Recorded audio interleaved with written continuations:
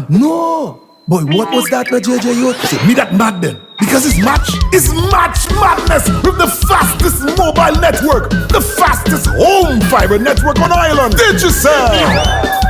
Digicel is madly giving back to customers in March. This March madness includes massive handset discounts, outrageous savings on postpaid, slam dunk fiber deals, $1,000 cash giveaway, leisure shesh in your hand, $1,000 shopping spree, tickets on Express Desil, PS5 for your entertainment, and more madness. Tap into March Madness when you activate a Prime Ultra bundle, sign up for postpaid or Digicel Plus plans, or when you pay your bills on time. Visit our retail store or speak to an agent today. March Madness only with Digicel. We are better together.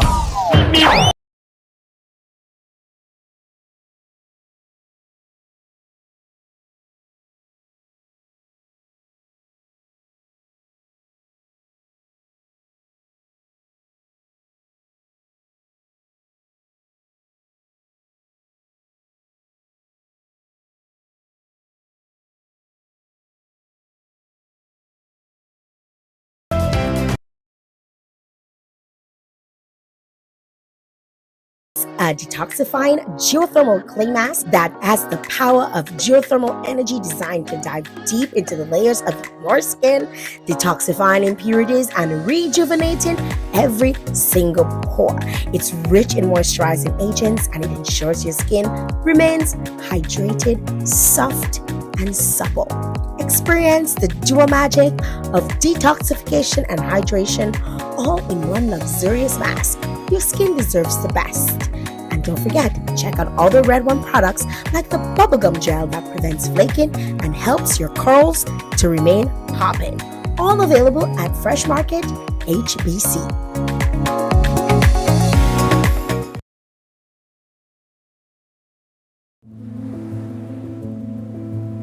I love the Kalinago territory, I love the Kalinago people, and I really embrace my culture. How the hell do we expect to survive as a communal society in a capitalist system? We need to teach that history that have not been taught.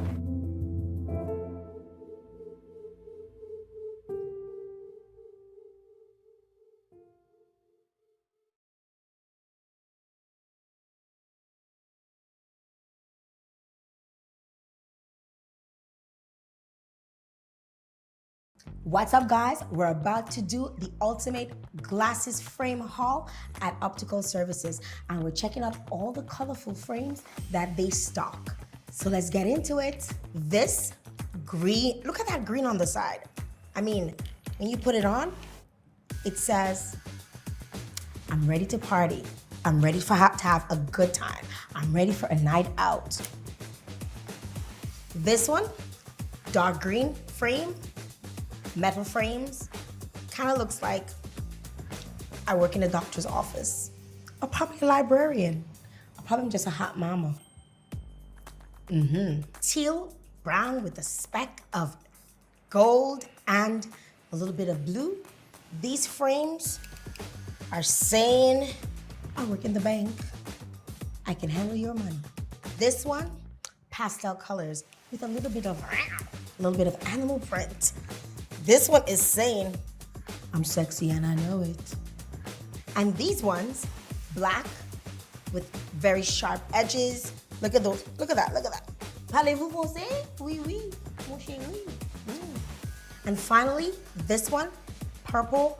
I mean, sometimes it kind of looks a little bit of brown, sharp edges, that has the metal frame at the top, plastic in the rest. And let me tell you, when the light catches this one, it says you're a star. And that's it, guys, for our haul at Optical Services.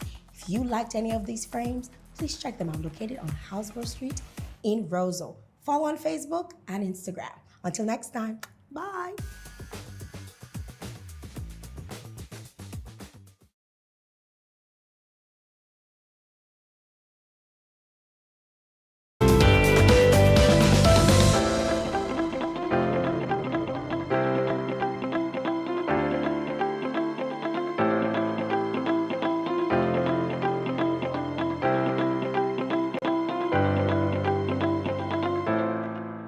Hello. Oche. Welcome, guys. Let me turn on my music a little bit. My music a little too loud. Welcome. Welcome. Whoosh. Welcome. Whoosh to tush. Listen.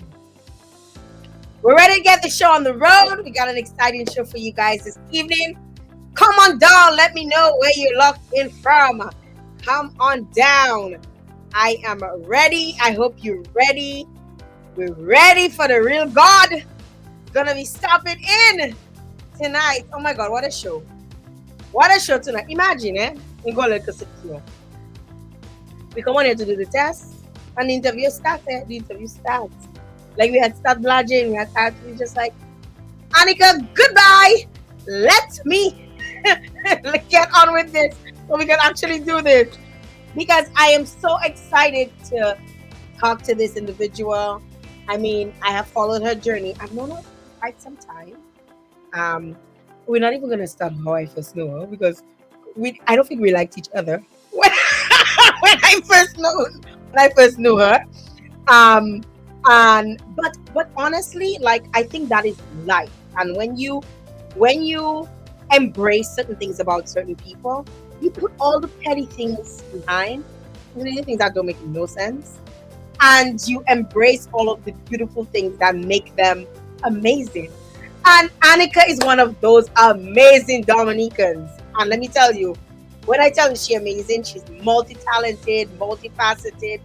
Like she is, in fact, a little god. You know, if you have to look at it in exact God terms. You know, I mean, we don't really call people gods, but if you say your father is a god, then I mean you must be able to God, right?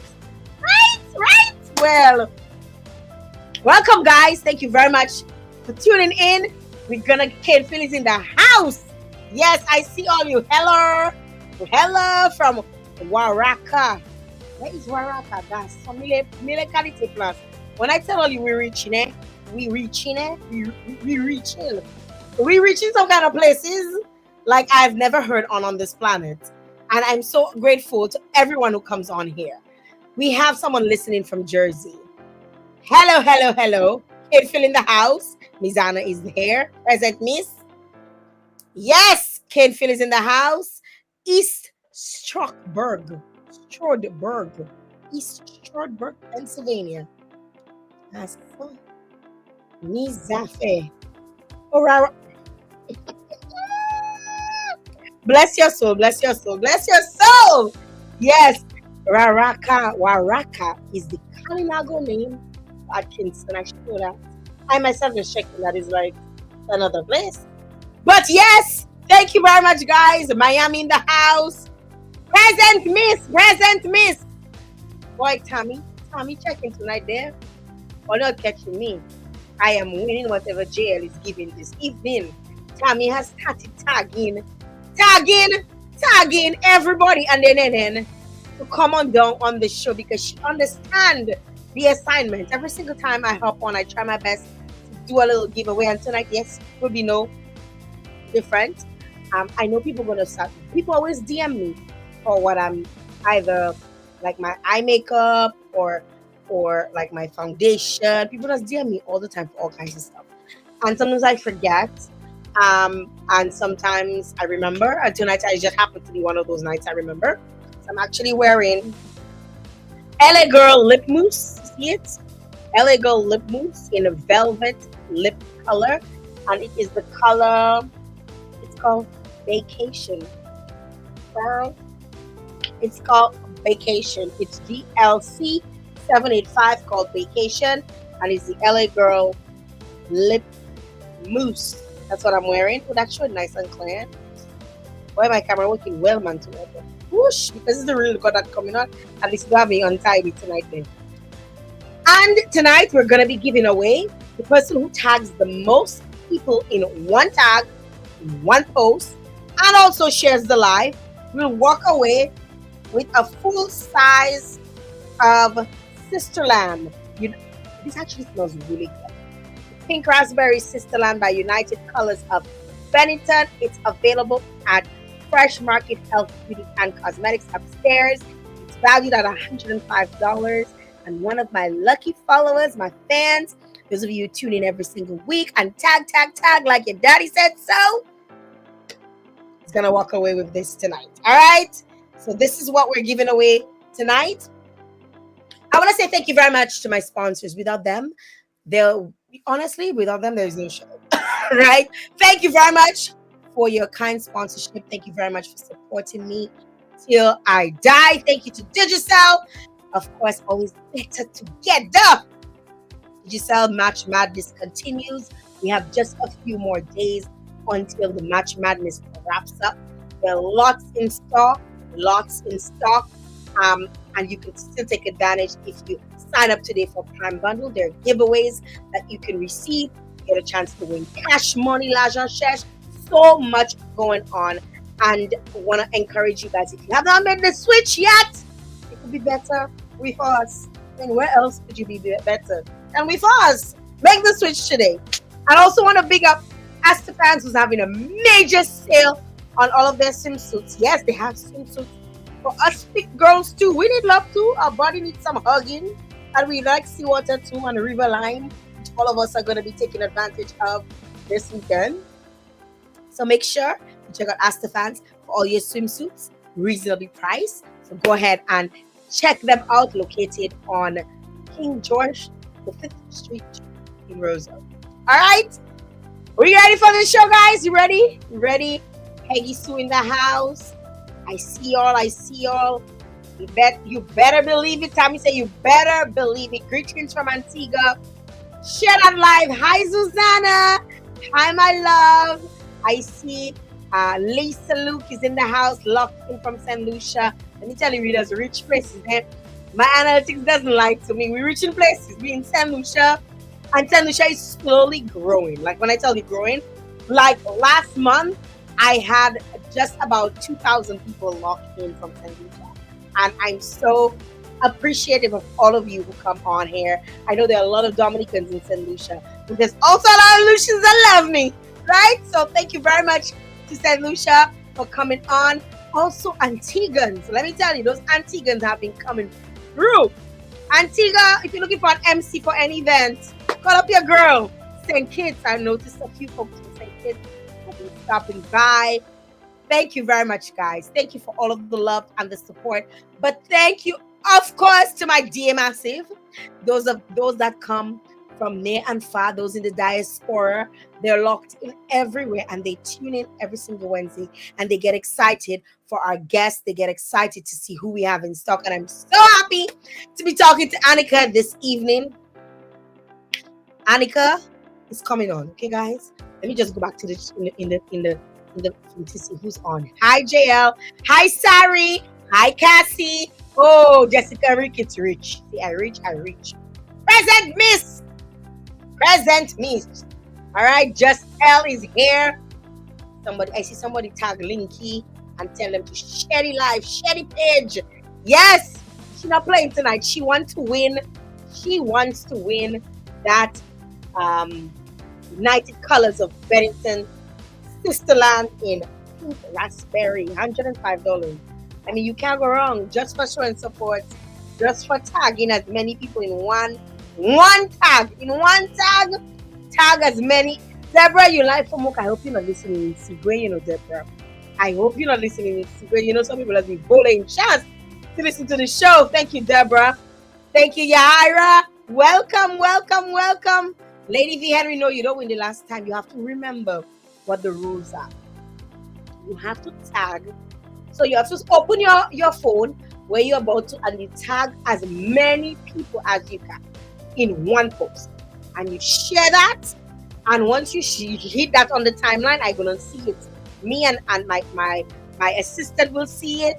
You know, everybody that supports and produces the show will see it. I want to big up Sister Maj and my sister Aurel who's on there. We will see it.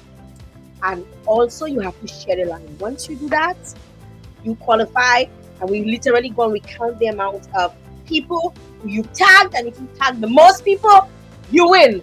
Last week, Kiki won. Was it Kiki? Yes, Kiki won, I believe, was last week. And this week, we're going to have a new winner. So thank you very, very much. Hi, Noreen. Hello. We have about 80 people logged on. right about now, and we're going to get ready to roll out tonight's guest. Oh my God, she's, like I said at the start, multi talented. I wanted to do this interview for quite some time, and I think this is the right time to do it. So without further ado, without giving you guys any or extending the wait any longer, I want to welcome for the first time to the Jael Joseph live show. Let's give it up for the real God. Hello! Hi. How are you? Hi, Jael. How are you? I am Welcome. well. I am well. How are you? I did. How Thank you. about Thank you. you? It's a pleasure to be here. Oh my God, we're so excited to have you. We almost had the interview before the show started, I'm not ex- sure?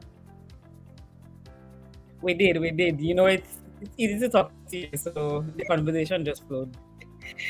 Thank you, Annika, for taking the time out. I know you have like a really busy schedule. You're such a busy individual. And I want to say how much I appreciate you for agreeing to do this interview because not everybody wants everybody in their business, right? But I must, first of all, before getting any further, you will be my last woman on the show for International Women's Month. And, I want to commend you on all of the work that you've been doing and tell you congratulations on all of your achievements. You've shown how much of a phenomenal woman you are. You've been inspiring a lot and you've been conquering a lot. And I just want to congratulate you on all your achievements. Thank you. Thank you very much. And congratulations to you for everything that you accomplished as well. I also follow you and I see all the good work that you do. So continue inspiring women like me in all your good work. Thank you, Annika. Annika, we follow each other. We've been following each other for quite some time. And we'll get into that. We'll get into, the following each other because, I remember when you just started doing your little reels, Nature Island, Nikki doing her little reels and stuff. And we'll get into that a little bit. But before we do, I know a lot of folks probably on here and they don't know who you are because you've operated a lot in the back end of things. So tell us a little bit about Annika in terms of growing up. Where are you from in Dominica? What school did you attend? Give us a little bit about give us some details about your childhood. Okay. So originally I'm from the village of Sufria, my southern community people of Sufria. That's where the majority of my family is from. And I went to school. I went to Miss Burton's preschool. I was all the way at preschool. And then I went to the convent preparatory school. And then I went to the convent high school. So that's where I started and where I grew up. We know you're a convent.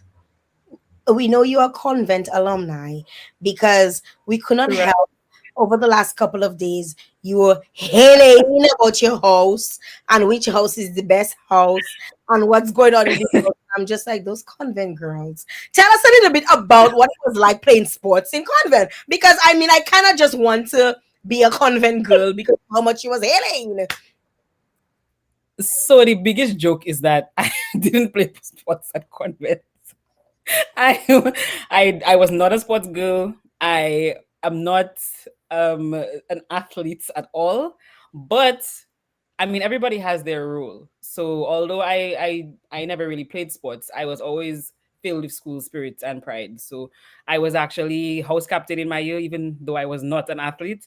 I was house captain in my year, and my house is St. Cecilia's house. And that was actually the last year that I am aware of that St. Cecilia actually won house sports at convent. So looking forward to bringing it home soon. But yeah, I really enjoyed my time at convent, to be honest. Like, it was great for me. I took part in so many different clubs, activities. I debated. I did everything except sports. I did a little bit of sports, but it wasn't really my thing. So I stuck to those things that were my thing, which is like speaking, and a little bit of drama here and there. But yeah, that was essentially my life at convent. So after convent, you're done convent high school. What happened next in terms of your schooling? Okay, when I completed convent, I went to the Dominica State College for about a year. And when I was at the state college, I um like I said, I pursued studies there for a year, but eventually I actually pulled out of the Dominica State College. So I didn't actually finish the DSC. And then I went on to work at Clare Harbor, which was a great experience for me. I always say that Clare Harbor was a great foundational experience for work because it taught me so much value about customer service and just a lot of the foundational things that I still practice today in relation to work ethic. Clay Harbor really taught me that. So I spent about six, not very long. I spent about 6 months at Clay Harbor, and then I moved on to work at the National Bank of Dominica for about 3 years. Why did you decide that you would not continue in at at I almost said Seafocal, but at Dominica State College? Um, I think at the time I just wasn't pulled into to what I was pursuing. I was doing business administration at the time, and I've always loved business. And actually, it's very funny that I'll mention that I pulled out of college at the time. However, there were so many lecturers at the state college who really influenced me. And I think one of the biggest, not I think, one of the biggest, I always say my favorite lecturer, I hope I'm not going to get hit for this from other lecturers, but my favorite lecturer from the state college at the time was actually Karen Prevo. She taught me, I think the course was entrepreneurship. And I remember at that time we had to kind of like set up our own business at the college. And I remember we had sold things and we made so much money and we had to go through writing a business plan and all of those things. So I think really from there, Miss Prevo actually really sparked my interest in business and entrepreneurship. And later on, I did get involved. I am an entrepreneur now, even though I went on to do different things. But I think that was what I really got from the state college experience was although I didn't complete it, I still learned so many things that are really foundational to a lot of the things I'm pursuing now. So you started working at National Bank. How long did you stay at National Bank, and what happened following National Bank? Okay, so I stayed at National Bank for 3 years. I great experience. I originally when I started National Bank, I knew that I wanted to go on to pursue studies afterwards, but I had said that I wanted to pursue study in law. But then working at National Bank, I actually gained an interest for economics, so that's why I actually merged my degree. So when I left National Bank, I actually pursued a double major degree in economics and law. So that was the National Bank influence in my Um, career. Annika, wait a while breaks. So you left National Bank to go and study, and your the you decided to do a double major in so why couldn't it just be one? Why it had to be them both? Because I believe in trying as much as you can.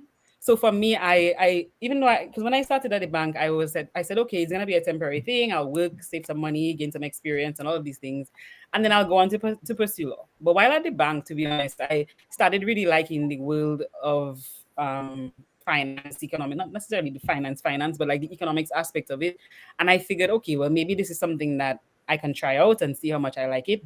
I still like it, and I'm a person that I like to try as many things as I can because I believe that, at least for my own personal philosophy, is that I like to get involved in different things. You may start with an interest in one thing, and that interest may change or it may evolve.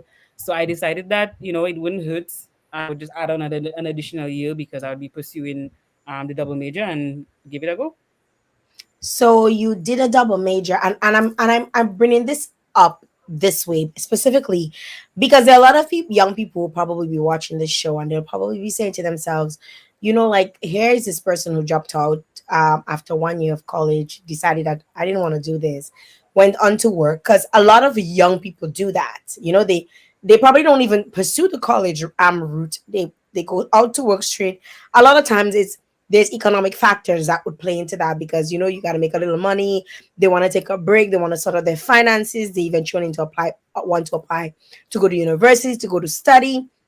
And here you are, someone who decided, what, that wasn't working out for me over there. I went on to work. Would you say that at the time, or looking back at the time, that was one of the best decisions that you could have made? And why would you think it would have been a good decision or not? Oh yeah, I mean, for me, I think it was a great decision because everybody's path is not the same. You know, some people know exactly what they want to do. Some people, you know, they follow a particular path. Maybe they're too afraid, or they don't have the flexibility or the independence to choose a particular path.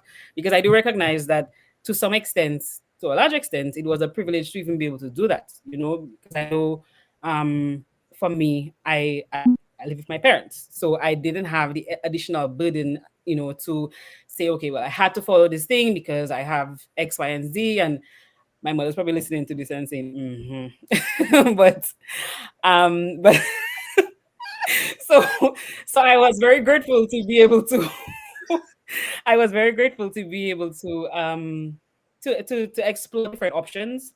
I have always been a very outgoing person, so for me, getting involved in customer service and all of these things, it's really something that I enjoyed trying out before I made a firm decision on, you know, what direction I wanted to take my life. Where did you decide to do your double major, and what was the experience like? So I pursued my undergraduate degree at the University of the West Indies Cave Hill campus, and it was an amazing experience. So much so that I think that everybody, if I could just choose like my ideal world, I would ensure that everybody in the Caribbean did a degree at UWI, because I feel like it makes you such a well-rounded Caribbean citizen that it's just, I can't really describe it. You know, it's something that only if you went to UWI would kind of know, because if you go to another university, yes, you learn the material. This material is standard. Yes, you network with people that go to your campus, but I feel like as a region, we need more of that regional cooperation. And I feel like the networks that I made at UE are unmatched, especially for a Caribbean person. You know, because we live in Dominica, you live in St. Lucia, you live wherever you live in the Caribbean region, and we hardly get to interact. And that's for many reasons. The cost of Mhm. intra-regional travel. I think that we should have so many more like science fairs, debate competitions where, you know, I wish students could travel a lot more freely to be able to to let us have that opportunity, because I feel like we are confronted with regional integration too late. You know, there's no reason why regional integration should come up at the university level. I feel like at in primary school we should already be traveling, or students should already be interacting from different islands. You know, you hear about CARICOM, but we don't actually live through CARICOM until if you get to attend the University of the West Indies. That is so true. Like I've heard a lot of folks. I mean, my both sisters went to UE. I didn't have the pleasure of attending UE, but I've heard so much about UE, and they both served on so many different organizations within the UE, the school, and they would talk about, the cultural pride that comes with not necessarily being a Dominican, but just being a Caribbean person, and how many friends that you make, and how much value they place on knowing people in different professions across the region, that you can reach out to them. If you're It's like you have a friend in Jamaica, and you have a friend in, and it's on a professional level too, because so many of you would go on to become lawyers and doctors and magistrates, and like all of these things. So it's really cool that you mentioned this, because essentially we find out about integration when we hear about CARICOM and we hear about free travel, and then we also have this thing I find as island people, where we feel, oh, Dominica, we don't want those foreigners, we don't want other people from other islands coming in, or we feel a sense of like, oh, they come in and take our jobs, or they come in and take our this, or they come in like we feel so, like as if it shouldn't happen, and we are a region, like the only difference is that we might have different dialects, even probably speak different languages, but we're pretty similar. Like we're pretty similar.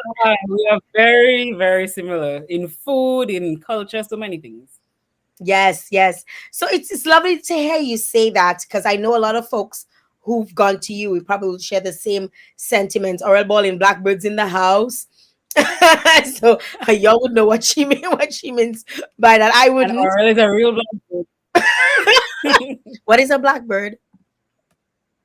So the blackbird is like essentially the mascot of the universe. Is it the University of the West Indies or just Caville? I think it's just Caville, but it's Caville. So that's what a blackbird is, and so the motto is that when one flies, all soar. So you have that same kind of collective spirit, that same Caribbean community feeling, even in the motto of the our mascot. So I mean, it's amazing. Wow, that's beautiful. Simeon Joseph is saying, I totally agree with you on that point of Yui. And I hope that folks are listening to you because you have such a wealth of knowledge, not just in terms of your education, but in terms of how you've integrated into different societies. And we're going to get into that some more in terms of what you could take out of it and what you could, there's certain things that we will look like. Because when I tell people I straddle Canada and Dominica, there's certain things that I take from Canada and I incorporate it into things that I do in Dominica. Everything is not for Dominica, but there's certain things you can recreate and see how they're doing it and say, you know what, we can do it better or we can do it like that. So I like that you've decided to come on this interview because I think a lot of folks can learn a lot from you. So thank you again. And I'm seeing a lot of people commenting, a lot of people are enjoying this conversation. So you finish, you get your double major 5 years later. What happens next? So following that, I went on to the Hewden Law School. And typically, if you completed law at any one of the UWI's campuses, you would have essentially automatic entry into one of the three law schools of the Caribbean. So there's one in Trinidad and Tobago, there's one in Jamaica, and there's one in the Bahamas. Dominicans are automatically zoned to Trinidad, so to actually Hewden Law School. If you wanted to go, like there's some Dominicans who have attended other law schools in the region, but that's through special application. So you'd have to apply aside from your automatic entry into a different law school. So for me, I decided that I would love to go to Trinidad. So I was like, okay, I'm finally gonna get to experience Trinidad Carnival because I know that I probably would not choose to attend outside of me mandated to attend a different carnival as Dominica. So I figured it would be a great opportunity to experience the culture. So I went to Trinidad. However, my journey was I would say, kind of cut short in Trinidad because at the time when I started, I think I started in 2019, and I think in 2020, COVID hit. And so it was right after Carnival. I remember I had done a competition in Jamaica representing the law school. And then while we were in Jamaica, our lecturer, essentially, who accompanied us, I was getting messages, and essentially he was saying that it looks like as soon as we get back to Trinidad, we will probably not have very long before you have to pack up and go back home because of everything that was happening with COVID. So as it happened, we probably spent not very long in Trinidad. I remember we had gotten a message from the school one day, it must have been like maybe like a Monday or something. On a Monday, we got an email from the school saying that, look, Trinidad is going to shut down its borders, and this seems to be a very serious situation. So we suggest that essentially they was like, we think you should go home immediately. And we were just like, what? Because people didn't really know too much about COVID. COVID was still like, a fairly new thing. So I remember calling up my mom and I was thinking, like, do you think I should leave? Because some people are saying that they'll stay and maybe ride it out because it may not be that serious. But I'm saying, like, I already like to be at my home. So I'm saying, if they're telling me to go home, they don't have to ask me twice. I packed up my apartment in one night and I flew home the following day. I didn't take any chances. My mom was like, you know what, you should probably just come. So we just booked the ticket. I packed it up, put my stuff by a Trinidadian friend. My stuff still there to this day because I Wow. have gone back to Trinidad. Yeah. My stuff is Friends, still sell there to it. this Sell day. everything. Okay, friends, sell everything. We're giving you permission. At this point, she started pulling up things like, "Can I have this? Can I have that?" I said, "Girl, just take it." So, so, so I actually completed. And that was the first year that Hewden actually had its exams online. That did not make it any easier, I can tell you that. But yeah, so I completed my first and second year exams online for the Hewden Law School, and then can be completed. So I remember when you actually got called to the bar. Um, I remember that very, very significant. Can you talk to us a little bit about that? Sure. So when I got called to the bar again, it was still very COVIDious times. So it wasn't like how it is.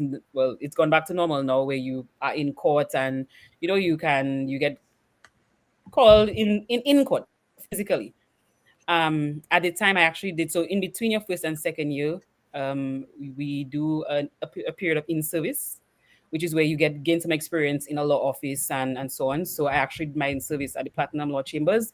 I'm with Mr. Lennox Lawrence and Jody Luke, and that was great experience.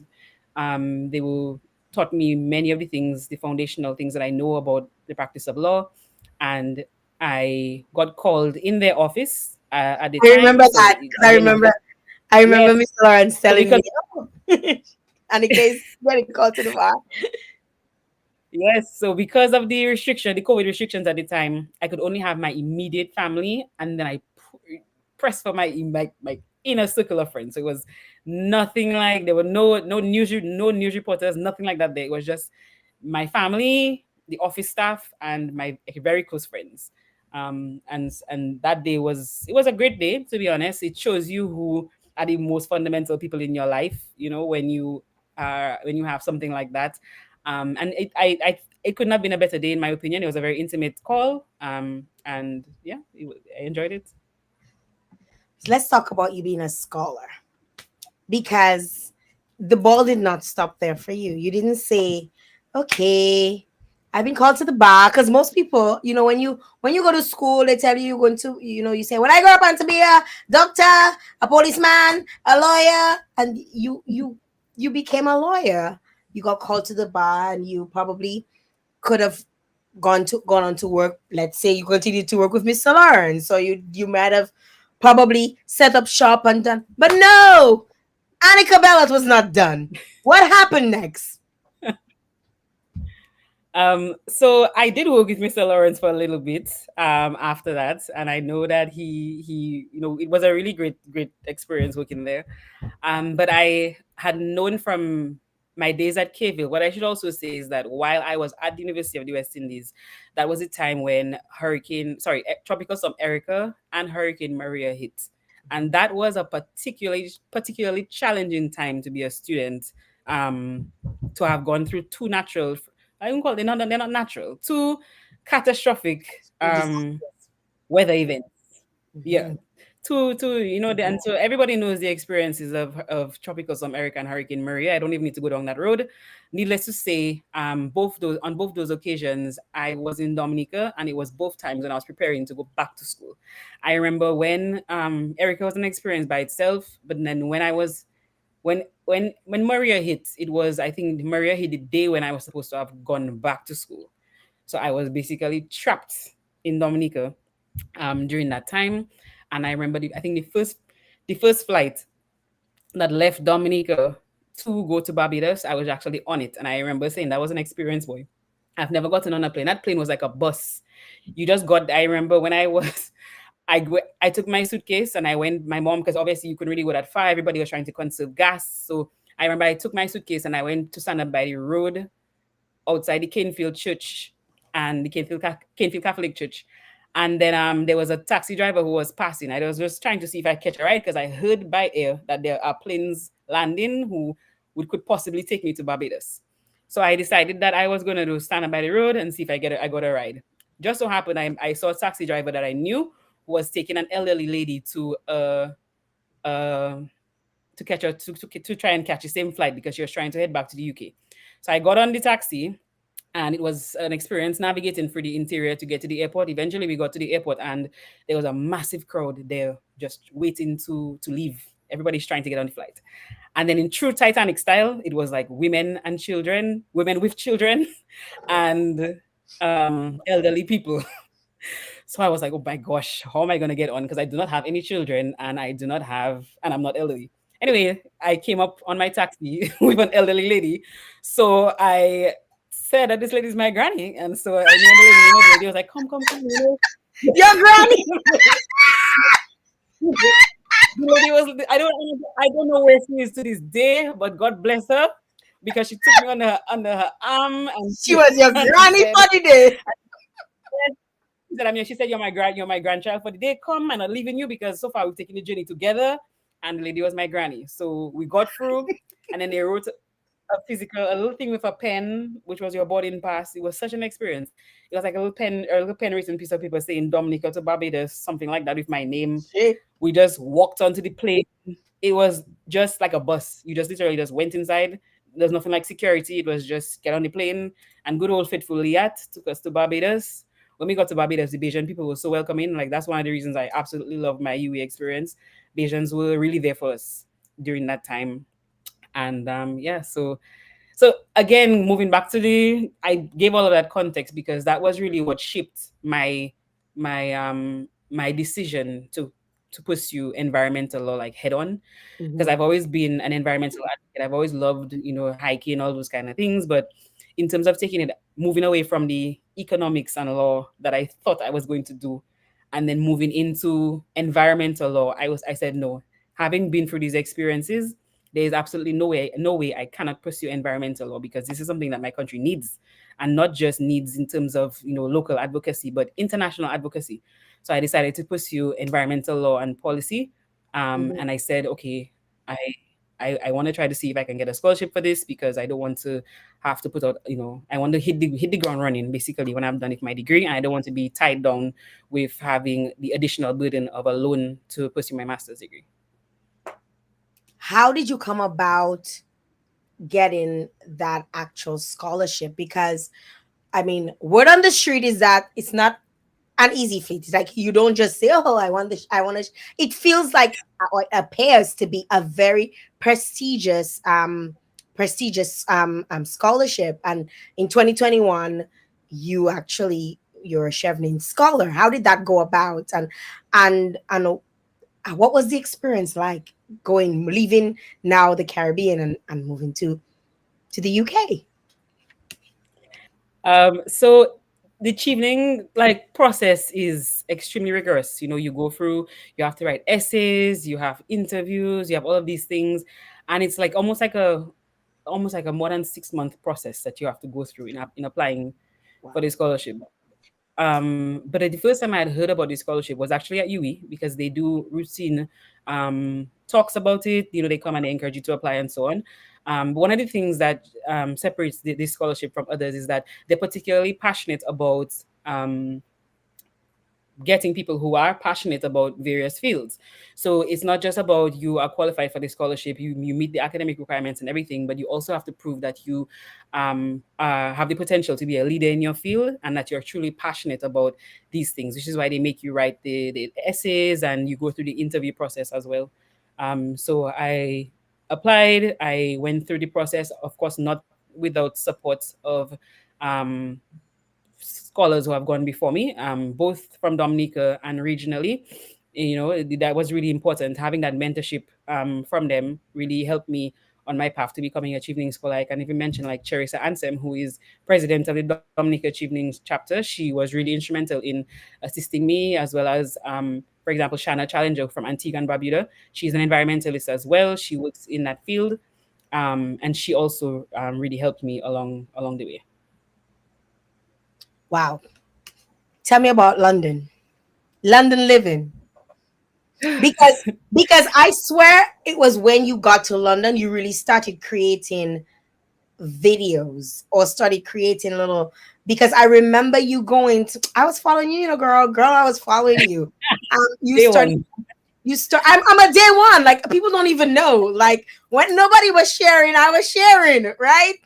Um It's true. you you started going to all of these different countries across Europe and capturing, and it wasn't like your reels today, but they were popping. Like they made me want to get a taste of certain places that I'd not been in Europe.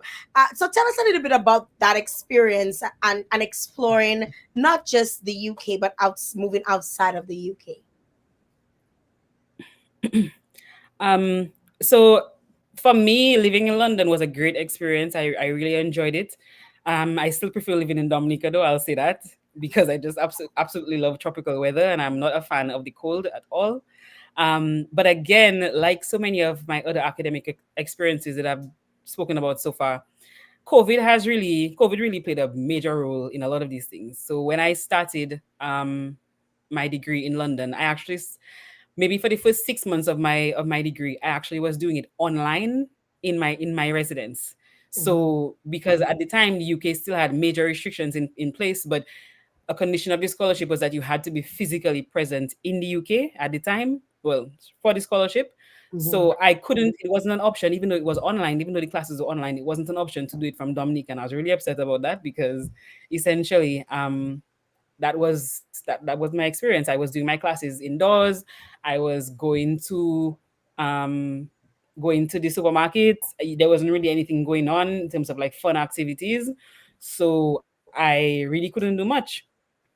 So eventually, when we got an email from our schools all across the UK, people started getting emails saying like, okay, in classes are going to resume in a sort of hybrid fashion now, so you can do a few classes online and you can do one or two in person. So we were like, okay, yes. And then the borders started opening up a bit, and then across Europe the restrictions started to become a little bit less, but then obviously you had to be double vaccinated across Europe to even travel at all because a lot of countries would not um accept you if you wouldn't. So I was already vaccinated from Dominica. I think I got the booster in London, and then after that I was like, it was open season. I was I was all everything I couldn't do before. I said I'm gonna go and I'm gonna do all of the things. And I remember there was one time, because again through the UE network, we obviously know a lot of students who themselves are pursuing masters. I had so many friends that I had from UE who were also pursuing master's degrees at various universities across the UK. So I remember one time there was shout out to my friend from St. Lucia, Katash. We wanted to go visit a friend of ours in Leicester, and I remember we looked up the ticket prices, and I think the cost of the train or the bus there or something was maybe like £50 at the time, and then we were like £50. So we say, I wonder how much a ticket to this country costs. And when you look up the ticket to the country, it was like £9.99 round trip. £9 and 99 pence round trip. So we said, no, we're not going to Leicester, we're going to Italy. So we decided that was when we started. That was when we just started taking trips, because it was very affordable, whether it's the train or the plane. It was very affordable to travel Europe, and we definitely decided to take advantage of that opportunity. And that's one of the things that I really wish for the Caribbean, that it becomes more affordable, whether through air transportation or the ferry, that it becomes more affordable to travel the region. Because I mean, there's no reason why we shouldn't all have an affordable way to travel the Caribbean. Amen to that. I love that you say that, because that's another show. But I have seen how expensive, or I felt how expensive it is to travel through the Caribbean, and I think the powers that be need to do better. Drop those taxes and let us just roam. We'll spend the money. We're gonna spend the $400 in the other country. Just drop the taxes and let us roam. How many countries you went to?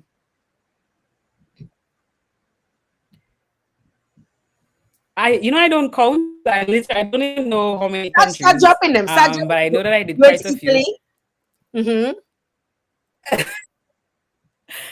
Okay, I went to Italy. I went to France. I went to Belgium. I went to Ireland. I went to Greece. I went to Denmark.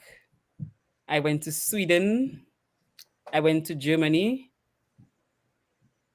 Yes, I mean I probably have done more, but then I bet you COVID. do, Vay. I bet you do, Vay. I mean, a lot of people live in the I did. UK, or they visit the UK and they don't realize that you can go so many different places. And I swear, every time I've ended up in the UK, first of all, I think of how long the flight is to get to the UK. And I'm like, is there anything anywhere else I can go? You have to take advantage of it. Is there anywhere Exactly. else I can go? And I have definitely taken advantage of it as well. So I feel you on that.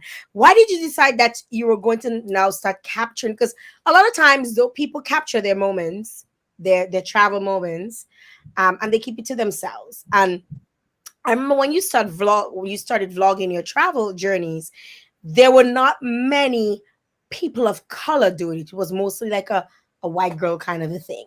You didn't see many black girls putting out travel content. You saw black girls doing hair content, beauty content, that sort of stuff. Again, a huge part of it has obviously to do with the economic factor, but you were one of the OGs of in terms of starting to capture your journeys and sharing it on social media. Why did you decide it was important for you to share that information or share your travels? Well, Jael, you hit the nail on the head because essentially I was on social media, and I was consuming content, and I was seeing that there's so many people, a lot of people that live in the US, wherever that were traveling. I would capture the content and I would look at the content and I would say, wow, this looks so amazing. Like I wish I could do that. And then I had to take my brain from a place of I wish I could do that to I can do that. Like why, if they can do it, why can't I do it? And not only that, but like we like to restrict ourselves to the most ideal circumstances for us to travel. So I mean, at the time I was a student, so I knew that I couldn't go and stay in 5-star hotels. I couldn't travel first class, but I knew I would literally, I'm gonna plug you in, go on skyscanner.net and put in your whatever is your origin country and put in the destination country as anywhere, and it'll give you the countries from cheapest to most expensive. So I would just go on Skyscan. I would pick the cheapest country this week that I haven't been to, and I would go to that country. But then also being mindful of that I wanted to travel in a budget, I'm not afraid to use the most economical means. So I would look for hostels. I literally stayed in hostels, and my mother has been like, "Oh my goodness, how can you do that? Don't do that. Don't do it again." You're like, I would give my mother a heart attack every time I told her I was traveling, and she's like, "Oh my gosh." So, so yeah, but that's also how you meet a lot of really great people. Really So the cool whole concept people. of backpacking is something that is Yes, the concept of backpacking is something that is almost foreign to people of color. Mhm. But it's for me, I absolutely love it. Like some of the time, even being able to afford, maybe better accommodations, I would sometimes even choose it because the interaction that you get, you meet people who are on different journeys. Some people are taking a year off from whatever and are traveling. Some people decided that they were gonna get away for a weekend and use that most economical option. There are just some people are just exploring, and you meet people of all different ages. I actually did this with another. I had done it previously, a previous year. I had done some backpacking with a group of friends from UE because we had gone on an exchange to somewhere else. And from then, we got a love for it. We had some bad experiences too. It's not all roses. I had somebody stole my shoes. There's all kinds of experiences. You have to be open to But it. you It's don't, not for but you don't, everybody. you don't move. First of all, you don't move around with expensive things. So if you have your nice Exactly. fancy jewelry, you don't bring that, right? Like I remember, Exactly. like, I mean, granted, I know that would not have happened when I went to Cuba. When I went to Cuba, I stayed in a hostel, but it just happened that at the time I went, there was nobody else there, so I was the only person there. I had the entire place to myself. Exactly. It ended up costing me 15 US a night. I stayed for an entire week. The owner of the hostel gave me a cell phone. I got to meet his family. He told me, don't buy there, buy food there. That food is cheaper. This is more like Cuban. Exactly. Like you have to Exactly. think. It's Yeah. So people, and I've spoken to people about this, and people always shut it down, like, "Oh, I could never do that." But then they're like, "Oh, but they want to go here," and I'm like, "Okay, well, I mean, to each their own." And it's not, like I said, it's not for everybody. But if you're open to trying it, I mean, I would say go for it. Be cautious. Obviously, research every place that you're going to, because for some countries, you may find that people leave reviews, and you'll find also read reviews of people like you. Traveling as a white traveler versus traveling as a black traveler is two different travels. So you obviously want to get the perspective of people who look like you, who go to those countries, and to just see if it's something that you'd be open and willing to do. Look at the facilities. I mean, that's why people take content. So you go on Instagram, you go on TikTok, you go on YouTube. Look at the people who've stayed there before and what their experiences were like. And try something new. Yes, and I absolutely love that you took this opportunity and you really got to explore. And I say to my kids, I have an extra savings just for y'all to have those experiences, because Yeah. I think it opens your mind up so much to not think of, you come out from Dominica and you're a little timid, you're a little shy, but you get to learn about people's culture, you get to try different foods. And when you're in conversations with people later on in life and they bring up certain things, you know what they're talking about, because you're like, well, I know what this is, because or they might say something, like today my son used the word and I was like, what is that word from? And he's like, Mommy, how could you know? You'll hear certain things, that people would, not normally use, just being around all of these different cultures. And I really appreciated not only did you just only explore, but you also shared it with us. You shared your journeys. You shared, and the scanner. I've known about it. Actually, a white friend of mine told me about it, and she said to me, she's like, because they just went to Iceland, and she's like, if you were in Canada, would have gone, you'd have come with us. She paid I think she paid like $300 round trip to go to Iceland from Canada. Yeah. And I would have loved to do that trip, and obviously I'm gonna consider it when I go back, because apparently it's nicer to go to Iceland in the summer than in the winter, because you want to go see like the Northern Lights and all of those different things, right? So it's a really good experience, and thank you for sharing them with us, sharing all of your stories. People are on the timeline and they're saying they got to see you when you went to, I think somebody said, I saw when you went to France. I saw when people ain't like a county. They counting all of the time that they've seen your trips. So you complete your degree, or I should say, you complete your experience at I think it was University of London. You complete that, and you Yes. come back to Dominica. Or is that what happened next? What happened next? Right. So my degree, and I came back to Dominica. And at that time, again, a little bit of privilege, because I had the opportunity to not just delve or just go right into anything, but to kind of like just consider my options of what I wanted to do next. And also, I had previously started the watering can. Watering can. So it was So sort of wait. So let's right. see So on that. Why did you want to create the watering can? Like, why? Because Annika, somebody will say that girl hand scratching her man. Like, you just finished a degree. You're like and all of a sudden you're like an entrepreneur trying to hustle people to buy your little succulents in little fancy containers. And let me tell you, I buy plenty here too, like sacquetone. And like I probably was one sort of of you. the other day. Jovian was Yes. saying he said thank God for what he said thank God for now, because apparently it broke one of the succulent the thing, and it shalvy away the succulent, and he got to take because the container was pretty. He says, "Oh, I got to use it as my ashtray." Why did you decide that you were going into the watering can? So the watering can actually started in 2019. And so for me, I've not been like a plant enthusiast all of my life. Like, that's not how it started. It wasn't some long passion of mine.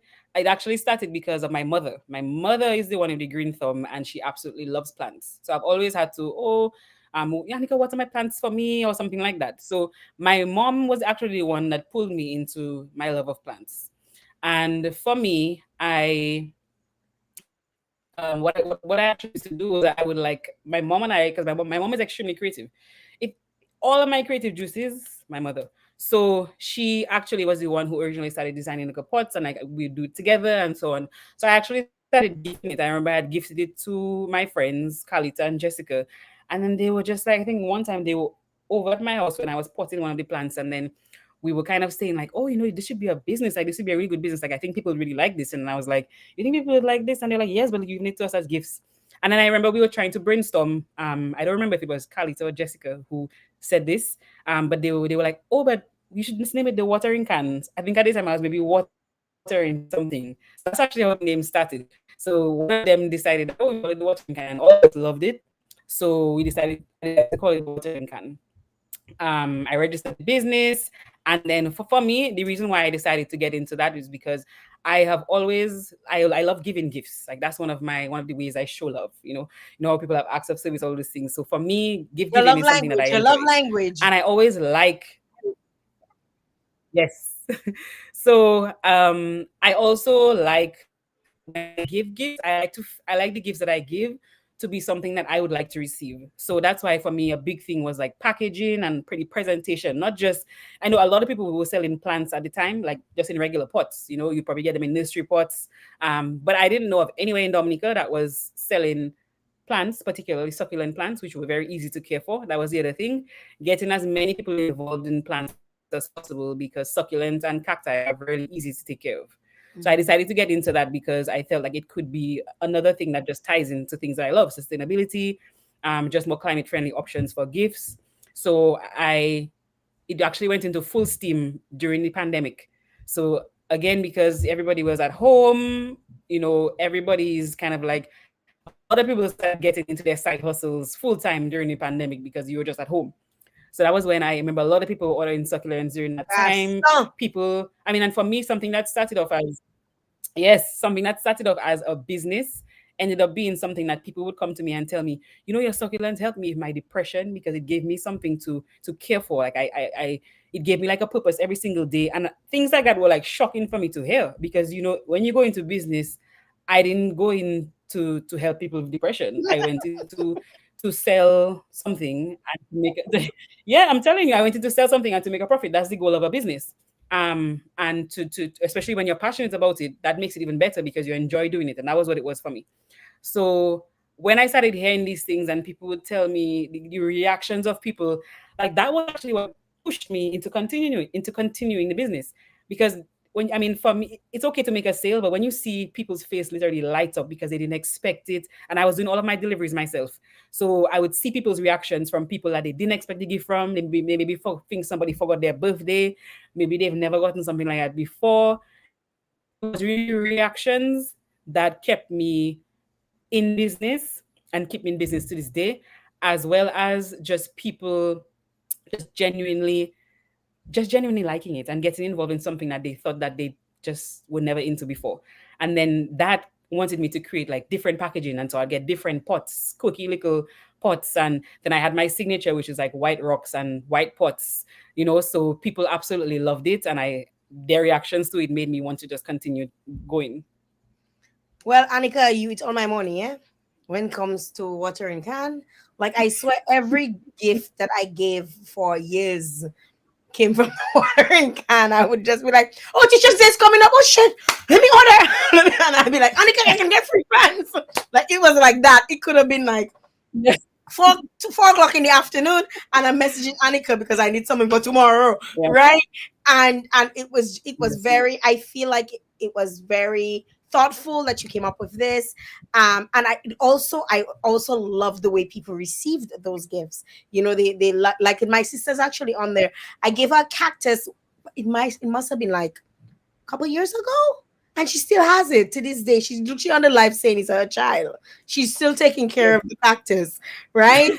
and like so many people I know, like people I did business with, I would give them, you know, little gifts and stuff. And people, I remember one year I gave a specific person a gift, and she was just like so in awe. And she says, and then she came back and she said, Jael, like I transplanted it. It got so big. I transplanted it, and it has made more, and I'm even thinking of selling. I was just like, what? Like, that is exactly how it's supposed to be. You know, like that is why I consider it a sustainable gift, because at the end of the day, it's not something that you just open, eventually you get tired of it and you put it on a side. Like when it starts making pops and you can propagate from leaves, like I remember people asking me like, okay, people send me pictures and updates. Okay, it's doing this. What should I do? Should I do this? Should I do that? And then people get excited because they took out a leaf and they're growing it. And so that is what I love. And then you can re-gift it. That's the whole concept of sustainability. The gift wasn't meant to be just kept for you. If you can grow it and you can multiply it, then all the better. It's okay. I won't go out of business. Wow. This is just so amazing. So watering can, we talk about law, we talk about, man, God. I literally had to do bullet points because I wanted to stay on track with everything Annika has done. Then you decided recently, you were always posting videos, post doing your little reels, because I remember, you'd post your stuff on Instagram, and I would share them. And a couple times I went in your DM and I was like, I don't know how comes that don't have more likes. Like I was getting angry for you. Like how comes that video is so popping? How comes it doesn't have more likes? And I was giving you little tips on what to do, and all of these different, because I really loved your videos and I really wanted your videos to like break out and blossom, and it did just that. I think you got so much support, not just from me but from a lot of people who shared your stuff. I remember one video you went to Antigua, and one you did a boat ride around Dominica, and they were just so engaging. You knew how to mix your music, and your music was always original, so you were not using Instagram reels. You were doing mixing your own. You became your own little DJ, mixing your own little music to suit whatever. And then before you knew it, you were doing events. You were doing all of these events. How did you get started on the events? And I hope they pay you. Shameless shade. So so everything in life, like you said, I believe plays into your growth in another area. So actually, when I was younger, again, my mother just injecting everything, all the good things into my life. When I was younger, I was actually involved in music classes. So I'm actually a classically trained musician up to grade 5 in the flute, not the recorder, the flute. And I did grade 1 piano and so on. So for me, music is something that I've learned, not just, playing around, but I've actually done it like for exams and stuff. So I really enjoyed doing. I don't do it now, unfortunately. If Auntie Pearl is listening to this, she'll probably just shake her head because I was one of Auntie Pearl's flautists. But I took my musical ear. And so I'm not a DJ at all, but I can tell when something is on beat. So one of the things people always say is that when they look at my videos, like the people are Yes. almost moving to the beat. Because for me, like I, yeah, because I will like slow it down and so on to make the videos, or speed it up where necessary to make the video match the music. Because you just feel the vibe. That's why sometimes it's very difficult for me to explain to people how I make the reels, because a lot of the time I feel like I just make it on vibes. That's what I say. You make it on So vibes. when I started, yeah, so when I started, I've always been somebody that likes being out. Probably one of the most different members of my family. I'm the most extroverted one. But when I go out, I always believe in sharing experiences because, as I said before, I consume content, and I figure if I'm going to, I look at things that people do and I'm saying, but look at all of these islands, look at these countries. I mean, but there's so many things in Dominica that I just don't see. And even when I was at Kville, sometimes I would miss Creole Fest or I would miss Carnival. And if I didn't get to see it through somebody's WhatsApp status or Instagram stories and it's gone after 24 hours, like that was it. Like there were a few people that were doing it here and there at the time, but I find like there was enough content just coming at you from the different things happening in Dominica, like just all now sites and all of those things.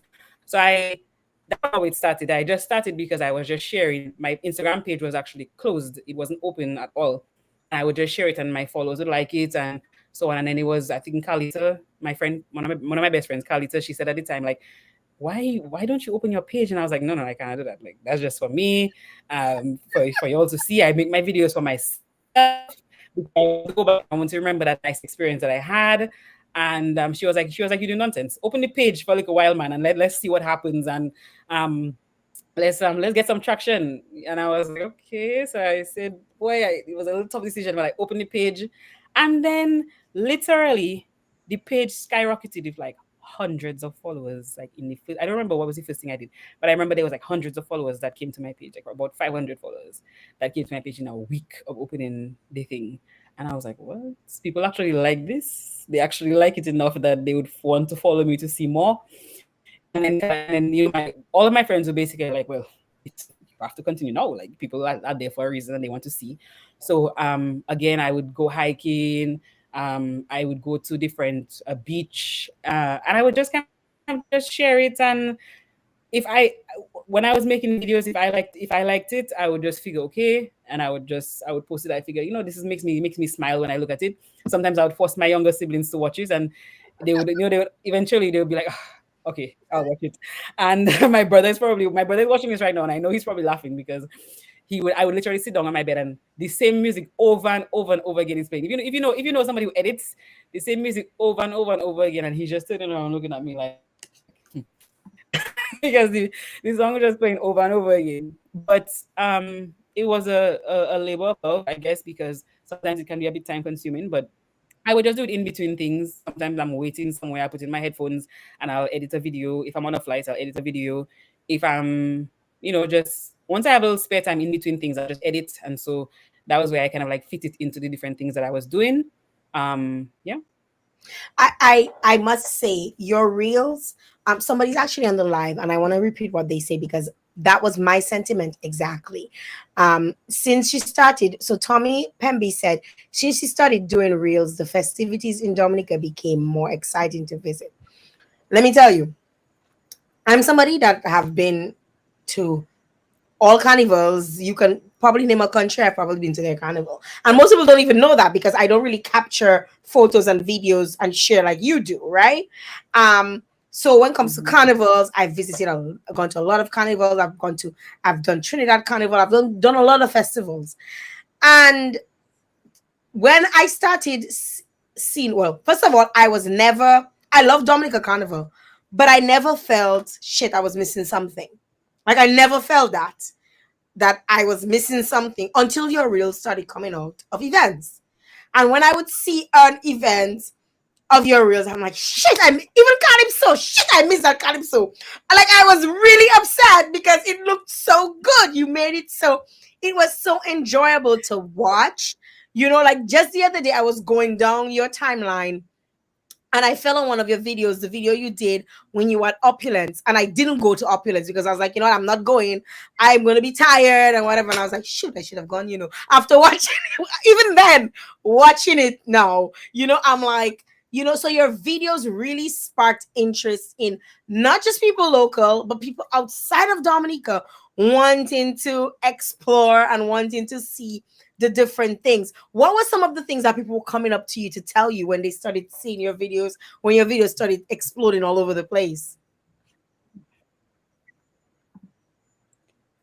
Yes. So I think one of the funniest things that started happening was that I would maybe I would go to church with my family, and then after church we have like a tradition. We probably go to the supermarket or something, or maybe go to eat somewhere or something like that.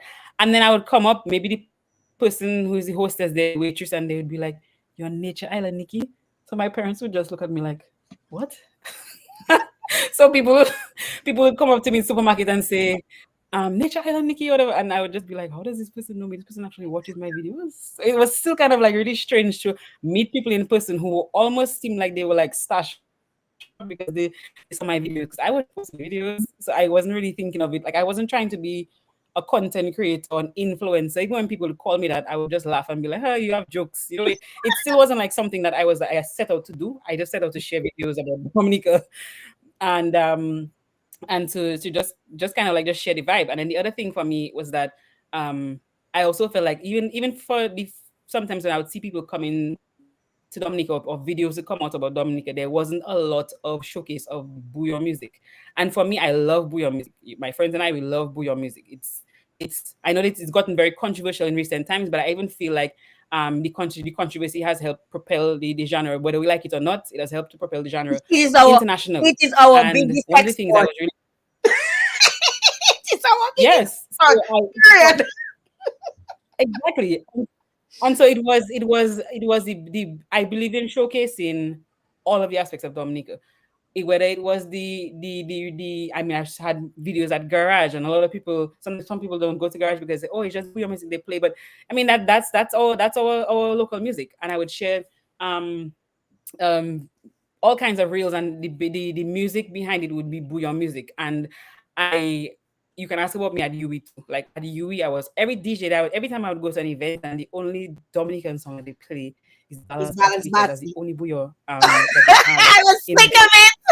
I would just be like, I'm sick of it, and so I would always go to them, and I would give them the music, and I would tell them, no, you have to play this and whatever. And then so people usually know, people know me as like Mama Dominic, and I would always push for the culture and for the music. So when it came to the rules, when it came to the reels, I was like, no, I have to push a lot of the Booyah music and a lot of other local music as well. So that we can get it out there. So that's why whenever you are used to the videos, a lot of the videos, 99% of the videos that come out, particularly during Carnival and Independence, are going to have a Booyah base. Yes, there are one or two that don't, and I remember some people will come and they will say under the one of the videos that did not have Booyah music, oh, you always using music that's not local, and I'm just like, What are you saying? you have to just shake your head because I'm like, you can't even follow the other videos because all of the other videos are local music.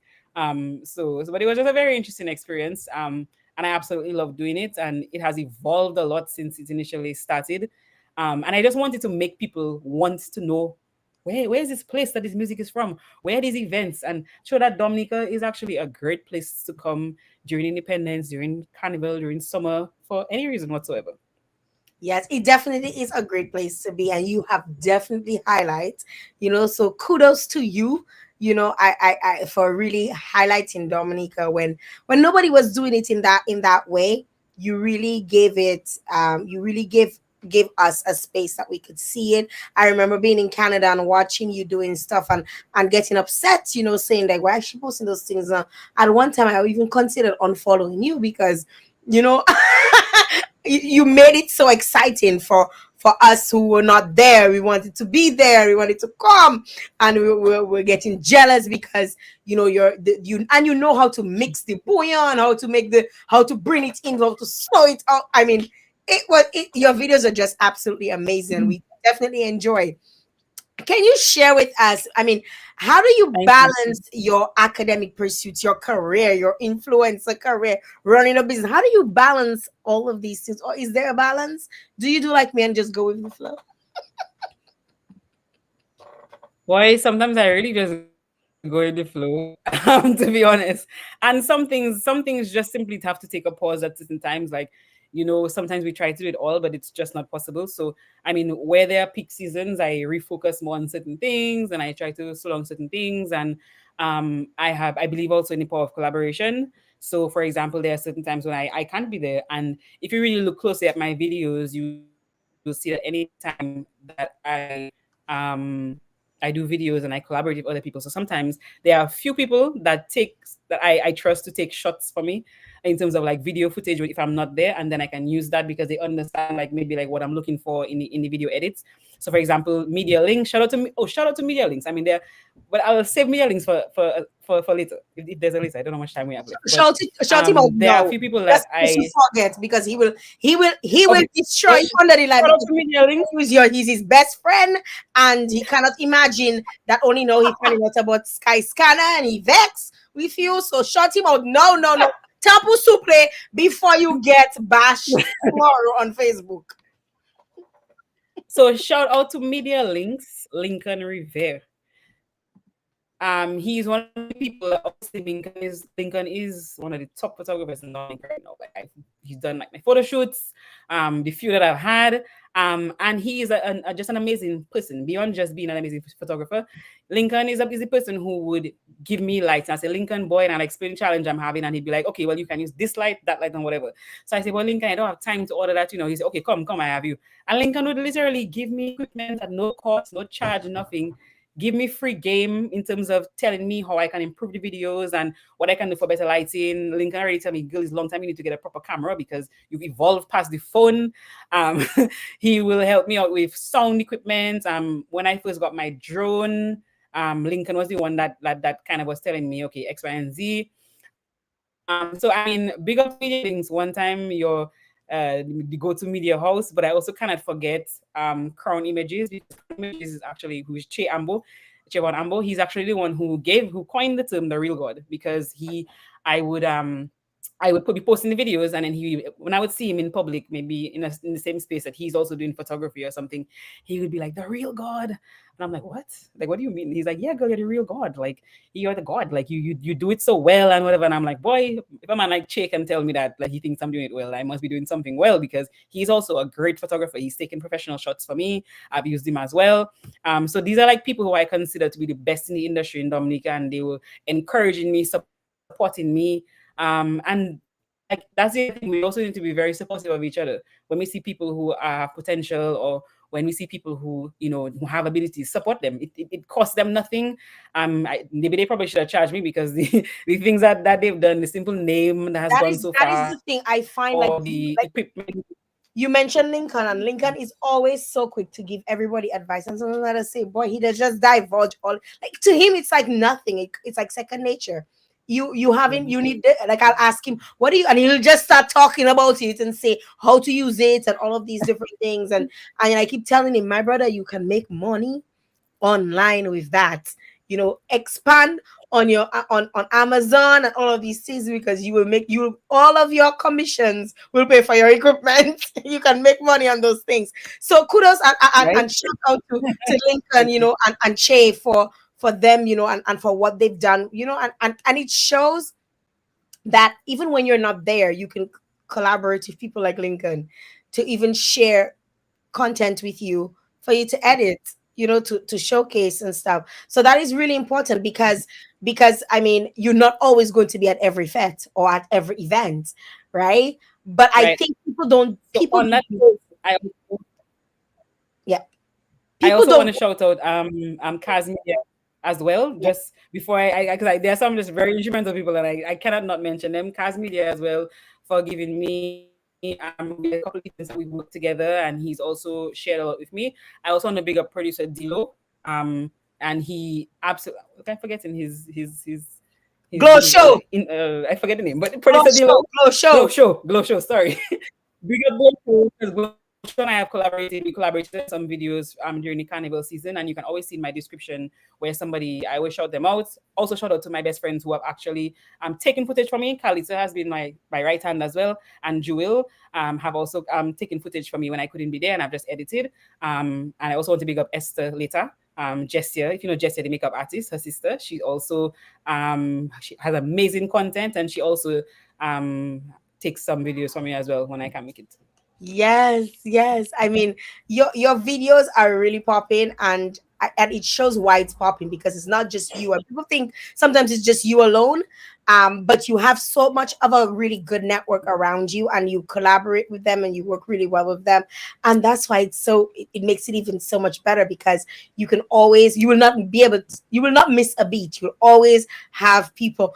People enjoyed. I know people love the videos that you share, especially during Carnival. You collaborated with TK for their 25th anniversary. Yeah. But what we absolutely love is those videos about the people, that was my favorite, the types of people doing carnival in those verandas, all those different veranda people. Let me tell you, those had me in stitches.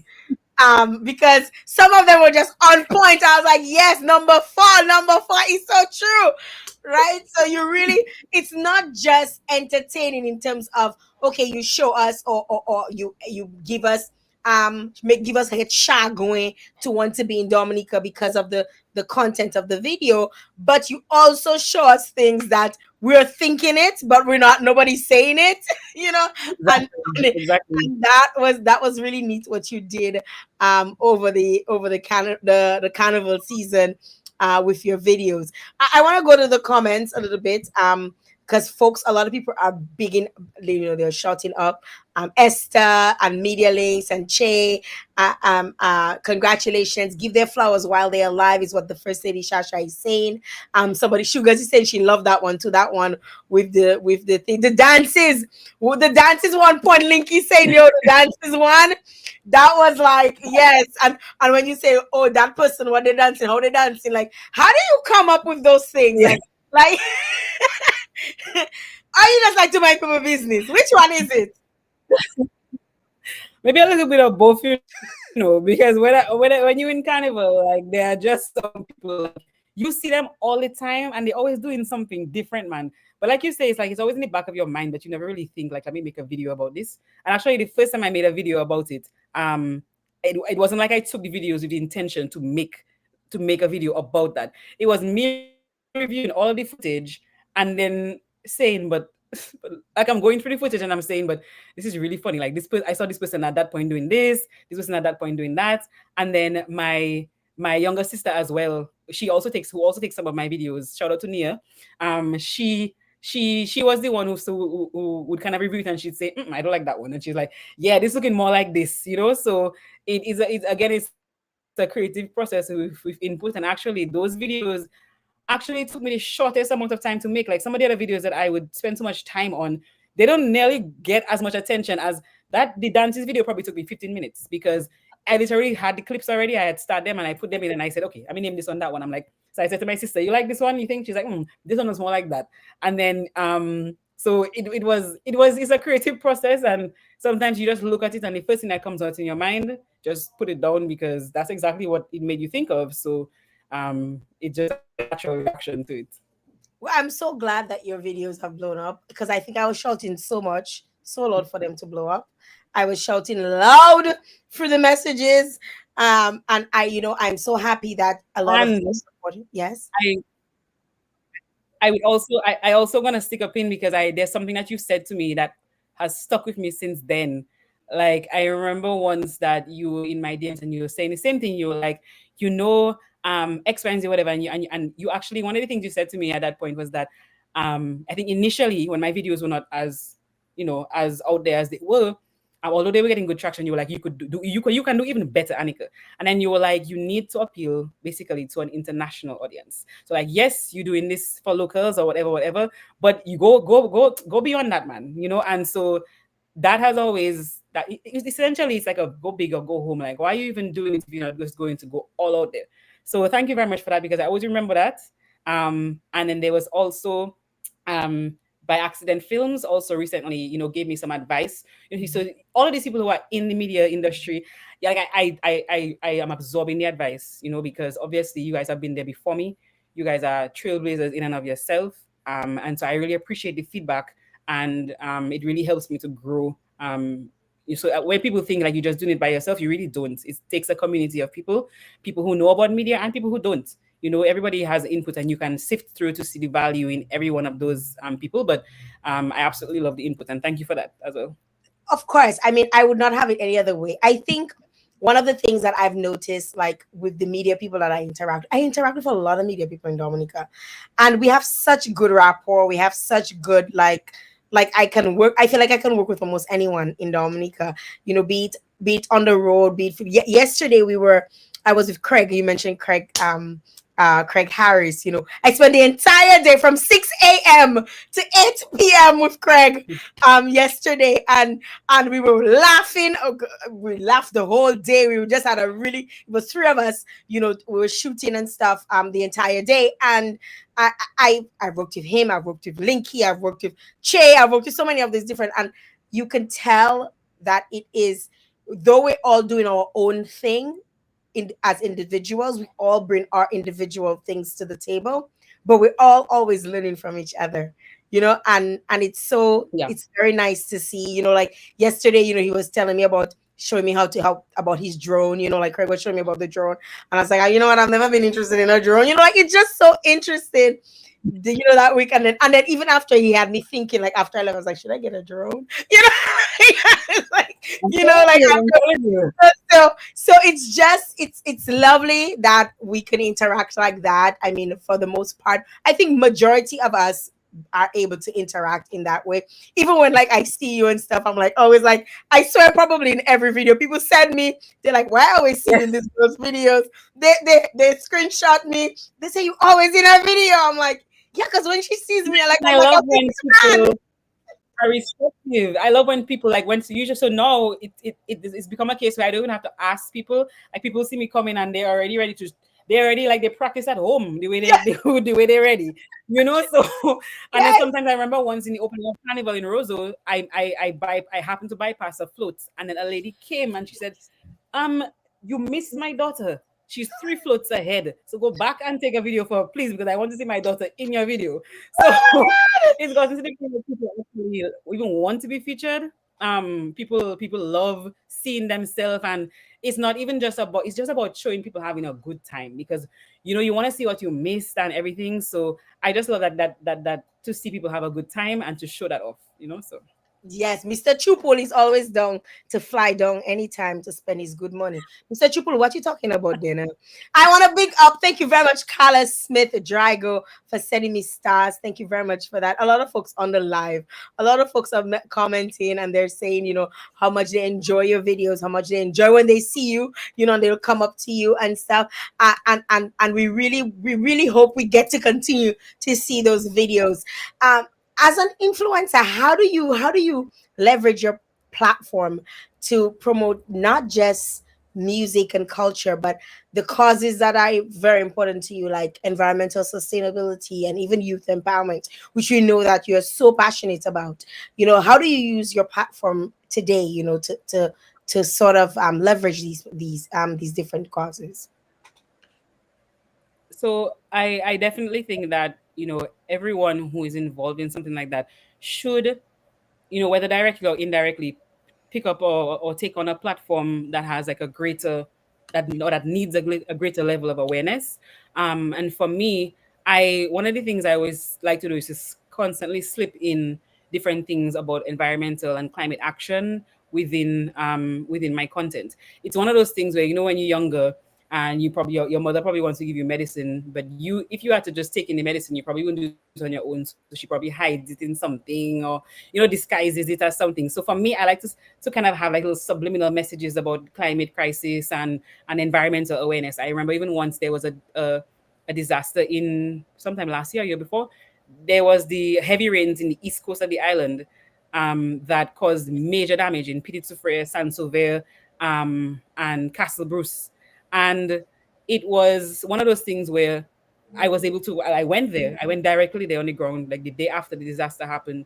Took videos, compiled them, and showed people what was going on. I mean, at the time, my friends and I had pulled together some money to buy some supplies when I was going, because obviously you can't go empty-handed. But what happened was that when I shared the video, a lot of people came on board to who wanted to remain anonymous, who maybe didn't want their names out there or whatever, but who wanted to contribute as well to the cause. And I remember a trip that was supposed to have been one more trip. I ended up probably making like 3 or 4 trips back up there to bring supplies based on the donations that people had given.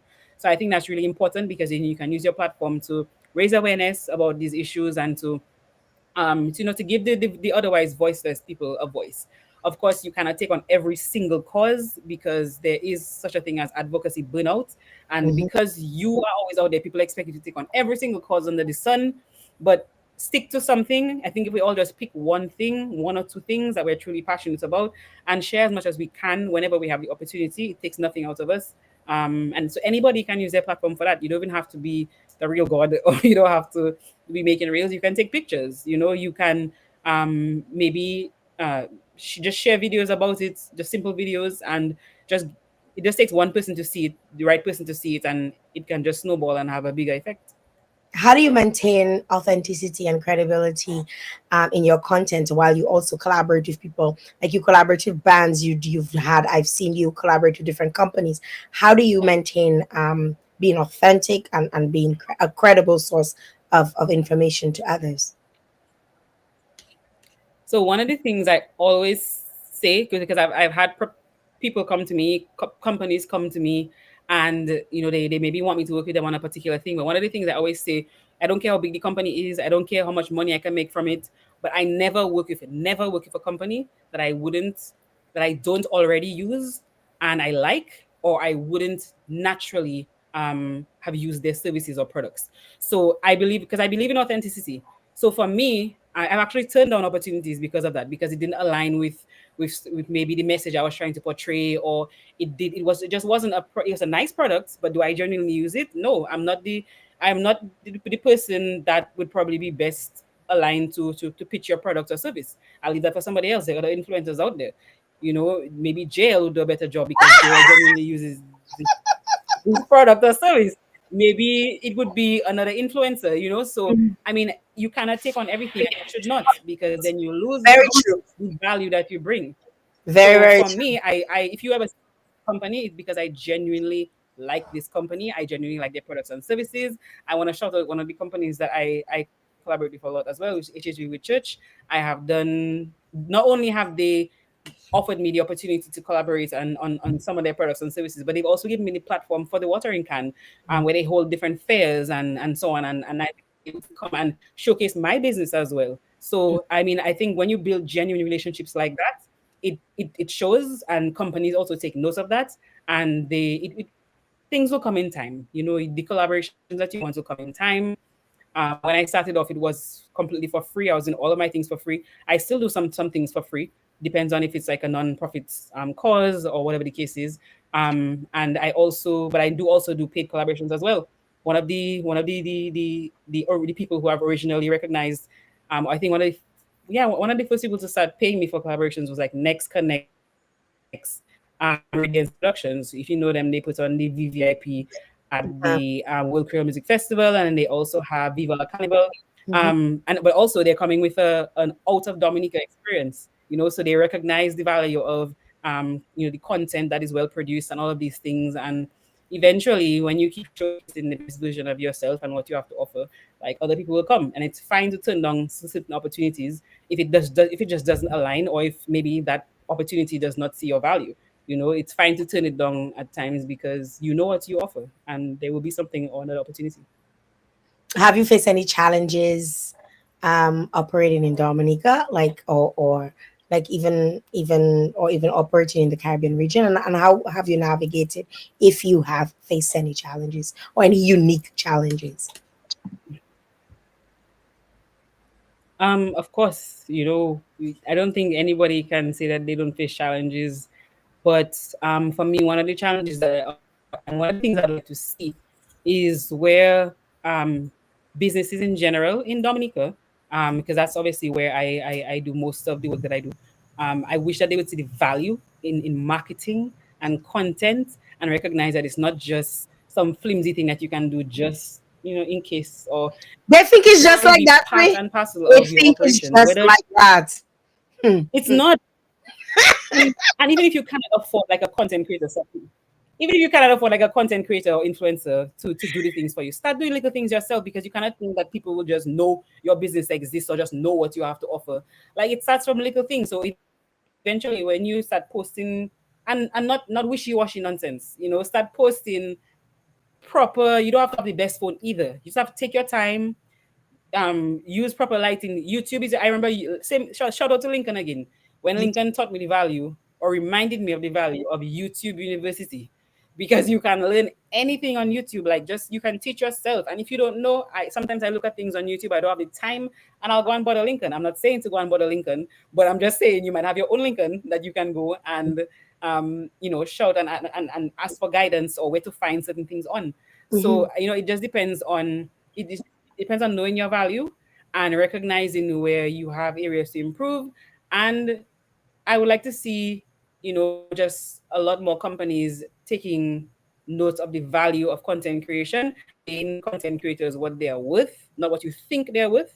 Because I think that's also a big challenge as well. And I'm gonna say that without any reservation, that I think that there are some promoters and some companies that need to understand that this is not just you wash your foot and come. If you also want to receive a benefit, you have to give the benefits. Like, it's simple contract. If you do law, okay, there has to be some sort of what we call in law consideration, an exchange of a payment in exchange for a service. I cannot buy a new phone or buy new lights and give Lincoln back the lights he was lending me if you don't pay me for something that offers you value. It brings you more business, it brings you more customers. So I think that we need to take it a bit more seriously in Dominica. I have seen movements where a lot of companies are recognizing the value of that, but I don't think that it's where it needs to be.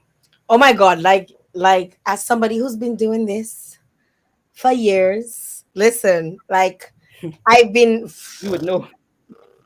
listen, I've been doing this for You would know. years. And even today in 20, even as of last week, I was told I'm too expensive, and I'm like, no, I'm not Hmm. expensive. You just cannot afford me. Go where you can afford. Because at the end of the day, if you want Exactly. results, I will make sure you get results. Right? And if you're looking for content creators that will give you results, you go after the ones that will give you results and you pay them what they're worth. And they know what they're worth. And and, num- and Jael, numbers don't lie. numbers don't lie. When you have the statistics to back up what you're saying, when you have the growth to show from previous work that you've done, numbers don't lie. So if you want to, you can either fight with the numbers or fight with yourself, because I'm not going to. If I give you on paper what I can bring to the table and you don't recognize that, then I mean, I guess it's not the relationship for me. Period. Period. I love that you said that, and you say it in the best of ways, because you bring in the legal terms in it. I probably would have used a few French words and curse and say, all of these things, but you've definitely said everything that has been going on in my head. And somebody called me today and they were like, they wanted some advice because a company approached them to be a brand ambassador, and they wanted to have an idea as to how they go about. And I was like, girl, you got a lot of things to think about. And then she's like, oh my God, Jael, I say, you got to think about what you can bring to the table. What are some of the things that you can where some avenues you can promote them, how you're going to go through it. I mean, you cannot ask me to come to an event to do a job for you and not consider my outfit. I have to wear an outfit. I have to pay transportation. I have to eat food, right? Like spend, yeah. It's not cheap, right? So you have to Yeah. think of the full package when you think about cost. And when I have to break it down for people and say, this is how much I'm charging, they're like, oh my God, Jael, all that. I'm like, it's not enough. Like you're not going to pay me a certain amount to come out. Like I will only step out of my house for X amount. That's it. And if you don't like it, then get somebody else to do cautioning for you.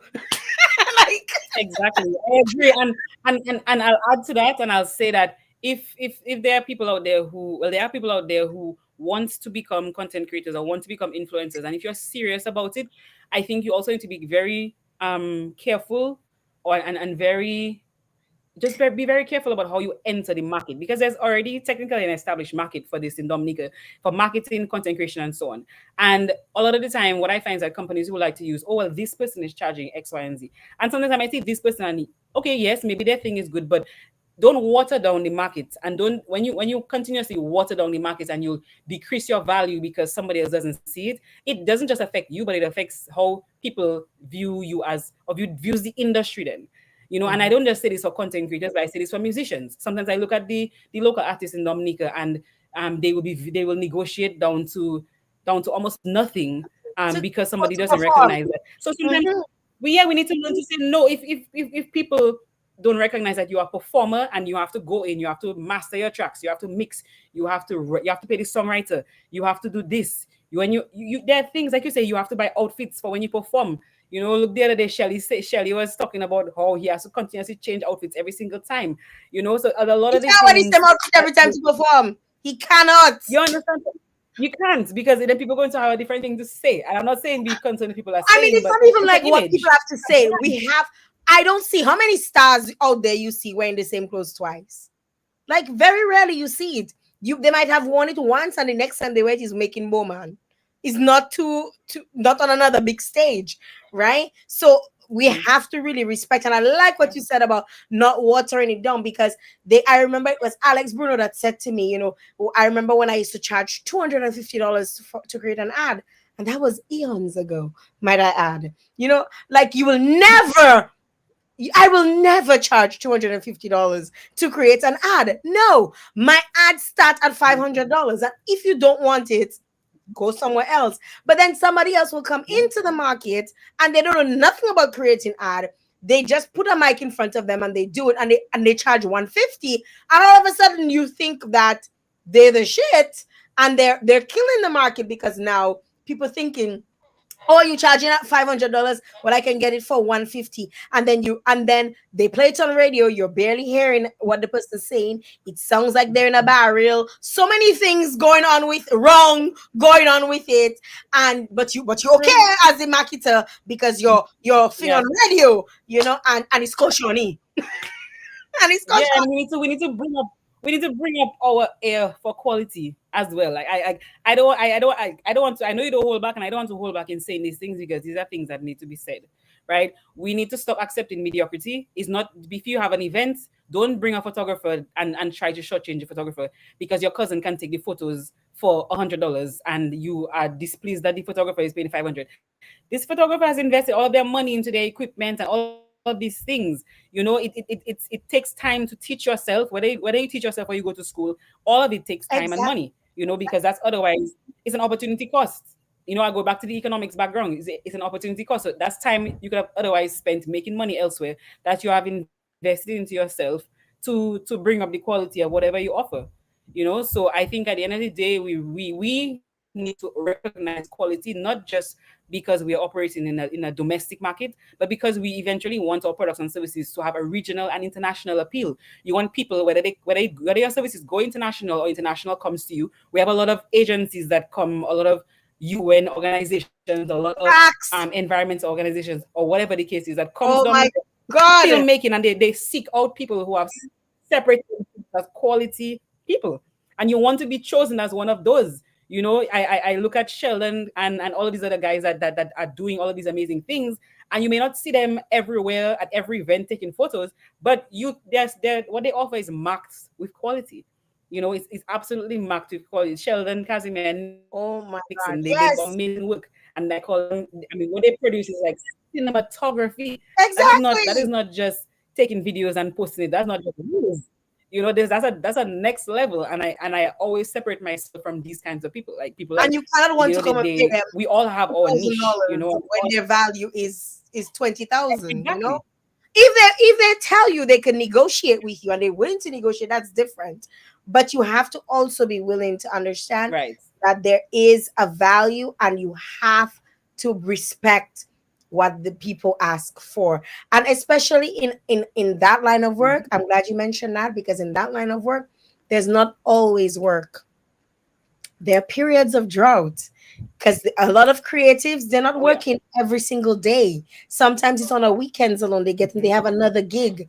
Many of them have multiple other jobs, that they do in order to make a living. So you have to also be respectful of that. Yesterday I was Craig and I were talking, and I was saying to him, like what the project we were on, I was like, they wanted to send somebody else to do this project from overseas. And I was like, no, we have our people here. Me and the other person that put it together, we were like, Right. we spoke to each other and we were like, we have people here and we want to show the good quality that comes out of Dominica, so that they don't always feel like they need to send somebody from outside to come and do it. They can trust us down here to deliver. And I know when we deliver, they're gonna get a masterpiece, at the end of the day. So I'm so appreciative to Exactly. you. Something I wanted to talk to you about, briefly though, like, have you ever considered entertainment law? Because you just seem like you could easily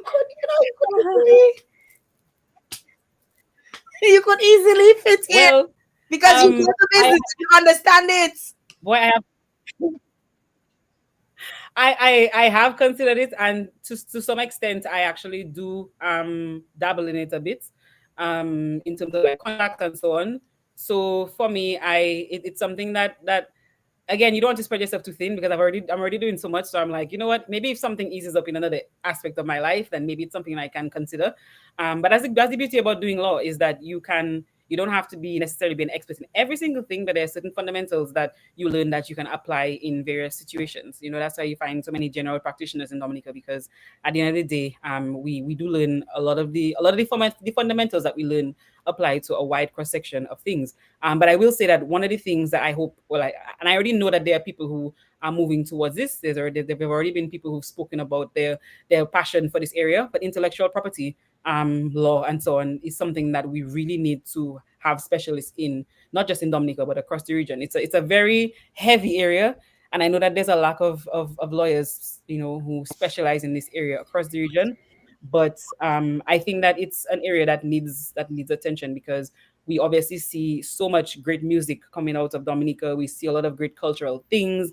Even in terms of, when I look at environmental law, there's a certain cross section of it as well. When I look at the Kalinago people, and there's so many things that come from the Kalinago people, and we need to protect their cultures, and not just have people coming in, learning about the culture, and then taking it overseas to be exploited.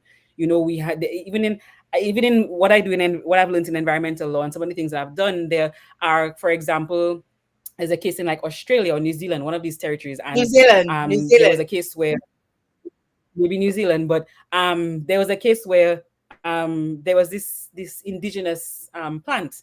I think it was like a seed or something that the indigenous people of that place, they would consume it, and it would actually suppress their hunger for several hours, even probably over 24 hours. And they would use it when they went on when they went to hunt, because it gave them energy and suppressed their hunger. So when they went to hunt, it didn't they didn't have to stop to eat, and they could do what they had to do and come back to the village or whatever the case is. And there are a lot of major companies who went into these villages, took that knowledge, and went and produced things. That's how you get a lot of these weight loss supplements and all of these things, because it's indigenous knowledge that they have extracted from these countries and communities without giving them what was owed to them. And I think that even when we look at our indigenous people in Dominica and across the world, indigenous rights is something that is major, and it's really coming to the fore right now, because we recognize how a lot of the indigenous communities across the world, in the US, everywhere, Canada. have been exploited, and really in Canada, and haven't seen the benefits of things that they've taught other people.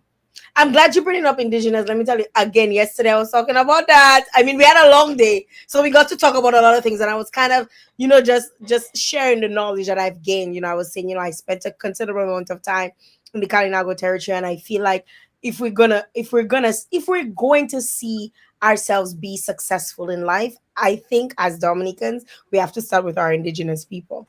And if we don't pay homage to so many things, and you are so right, like even and I will say that every single show if I have to, the way they plant things, the way they grow things, that is why we can call ourselves resilient. It's because of those things, and we have to take a look at that. And that is so right what you said. You hit the nail on the head. And I know a lot of people, I mean, we've gone on for so long. I want to big up Tammy Jane for sending in those stars. Thank you very much. Alex Laron says intellectual property is very expensive. There's years putting into to getting something to create in 10 minutes. I feel like we've ignored the arts in DA for so long, and all of this is because this is still new, still foreign concepts to some. Lorraine is saying they don't want to pay for, they ain't want to pay for quality ads. The voice, the master, and the mixing is costly. When they don't want to pay, I don't take the gig. I have to buy honey and lime. This voice is she's going on about her voice. Jessica is saying, I think our society also needs this type of awareness. Some of it comes from genuine ignorance. A lot of folks are really saying, they are agreeing with you. Linky saying that this is hot. It is hot in here. It's getting hot in the forum. And he like that. He likes stories. He be there, you're not saying nothing. They're quiet. And I'm thinking, he'll come in your DMs. Annika, I mean, what's next? What's next for you? Well, I guess we're just gonna have to wait and see. I mean, I what's next is I'm gonna continue doing the work that I've done in all of these areas. But it is one thing that I know is that I found these areas to be things that I'm passionate about, and I really want to encourage people to do that, because at the end of the day, sometimes people have gone into one thing and maybe they're passionate about something else. Maybe you're creative.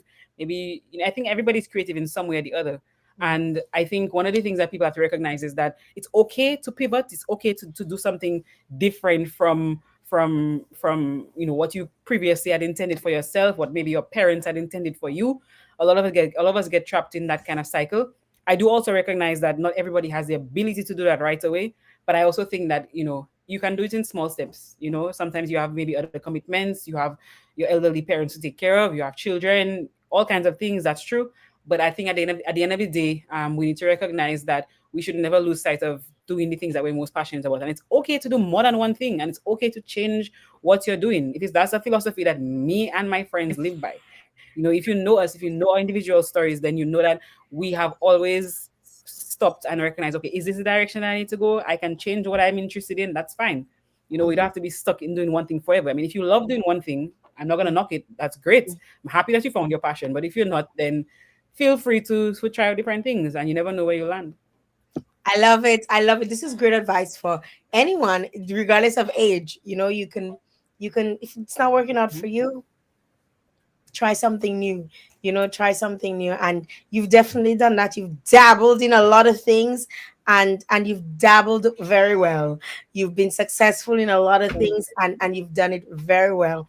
And we want to commend you. I want to commend you for all of what you've done, especially for Dominica. Putting Dominica on the map with those reels. I hope they're paying you.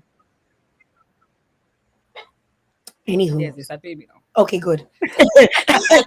Because you've been doing such a wonderful job, and because they don't want to pay me, so I just hope they're paying you.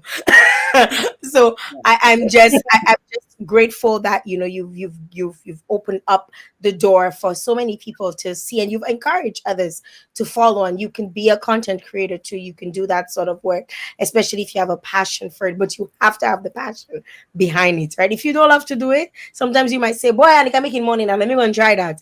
That doesn't mean it's for you. Okay, that doesn't mean it's for Exactly. you, right? It's not. And I just want to say, Exactly. I know the next time we meet or the next time we talk, you're going to be doing something else that's probably amazing. And I just want to say kudos to you and thank you for sharing your story with us this evening. I really appreciate that you took the time out of your schedule. Any final words for us, Annika? I mean, I think we've gone in depth. I just want to say thank you for having me on the show. Thank you as well for you as a content creator, because you may not be sharing the same reels that I do, but you also share your journey, your lives, and so on, where you talk about knowing your value, you talk about your journey as a content creator, and all of these things. And I think it's really important for those of us who are there before, so that people who are coming in can already know some of the challenges and can learn from the experience. So thank you for your contribution. Thank you to all of those who have contributed. I mean, I mentioned a lot of them, and there are even some that have not been mentioned. Also want to shout out to Discover Dominica Festivals, who, at this time, they have, engaged me a lot throughout the last few seasons. And I really appreciate being able to share my content through their collaboration as well. Thank you, Annika. Bye Thank you, bye. Jael. Guys, oh my God, this was wonderful. Thank you very much to all of you. Oh my God, thank you to Annika for coming on and sharing her story with us.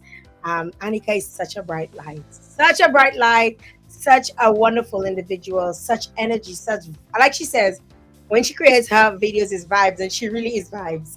And I want to commend her on all of the beautiful videos that she's put out, all the lovely content. But not only that, all of her work that she continues to do, be it in environmental activism, considering all of the sustainability that goes behind doing all of what she does, including watering can and all of her work. An amazing individual, someone that we in Dominica should be extremely proud of. Yes, thank you very much, Annika. And thank you to all those of you who came on. I'm going to big up my sponsors for this live. Thank you to Digicel and Astafans. Don't forget, the Match Madness ends this weekend. So take advantage of all of the wonderful offers that are going on right now at Digicel. And while you're at it, stop off at Astafans and get yourself a swimsuit, a sexy swimsuit, or to end the beach, or if you're doing a river line. All right, they got a special sale going on. Thank you very much, guys. All those of you who came on. Tammy, thank you again for those love, love, love, love, love. Thank you very much for all of the stars. They're so important to share stars for content creators, because it really helps us, or helps get our content out there. And I really want to say thank you to every single person who has supported me, who has supported this, who has really showed love to me, who have sponsored my shows, like people sponsor my shows, and they really, really believe in the work that I'm doing. Not many people do, but a lot still do. And I really, truly appreciate you guys. You see, I'm sending you all the hearts. I'm sending you all of the hearts. I love, love, love all of you. Thank you very, very, very, very, very, very, very much for all the love that you share with me and all of my guests, and coming on and sharing the lives and being there every single week. I also want to say thank you to all those diehards who are on the live. I see you. Thank you. I appreciate you. Thank you very much. This Friday, I'll actually be, I don't know if you guys have signed up yet. If you haven't, all the women on my platform, You need to sign up. It's an absolute free event that's happening. It's a great space to network. So it is the Black History Festivals.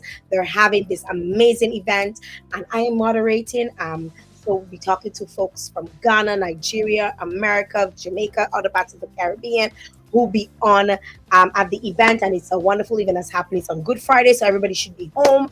It starts at 11 a.m. and you can register. Just check out my timeline. It's actually pinned at the top, and you can register. It's absolutely free. And your girl will be moderating. Yes, your girl will be moderating.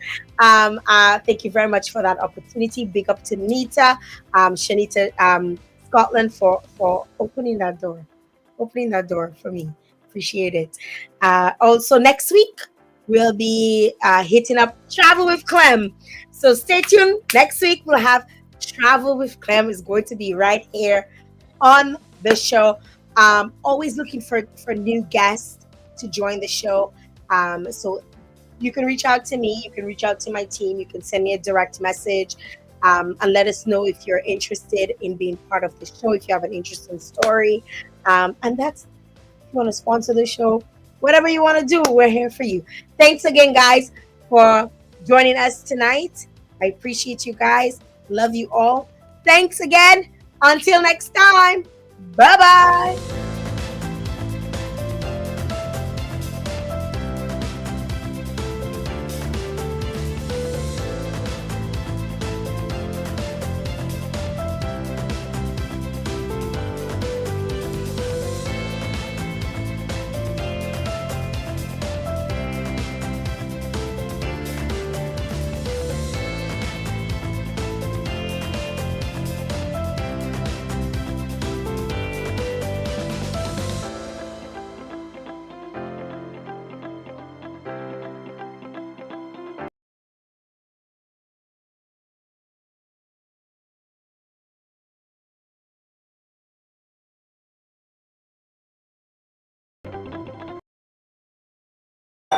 What?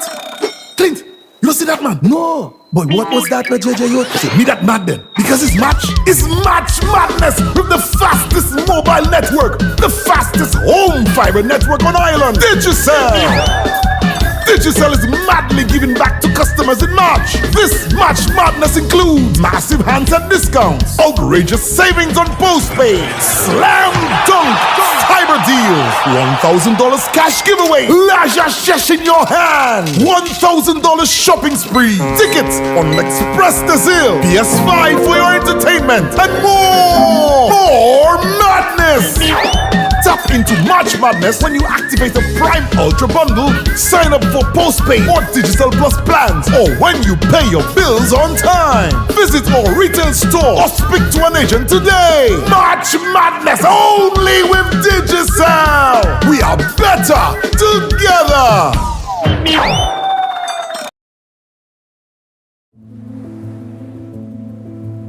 I love the Kalinago territory, I love the Kalinago people, and I really embrace my culture. How the hell do we expect to survive as a communal society in a capitalist system? We need to teach that history that have not been taught.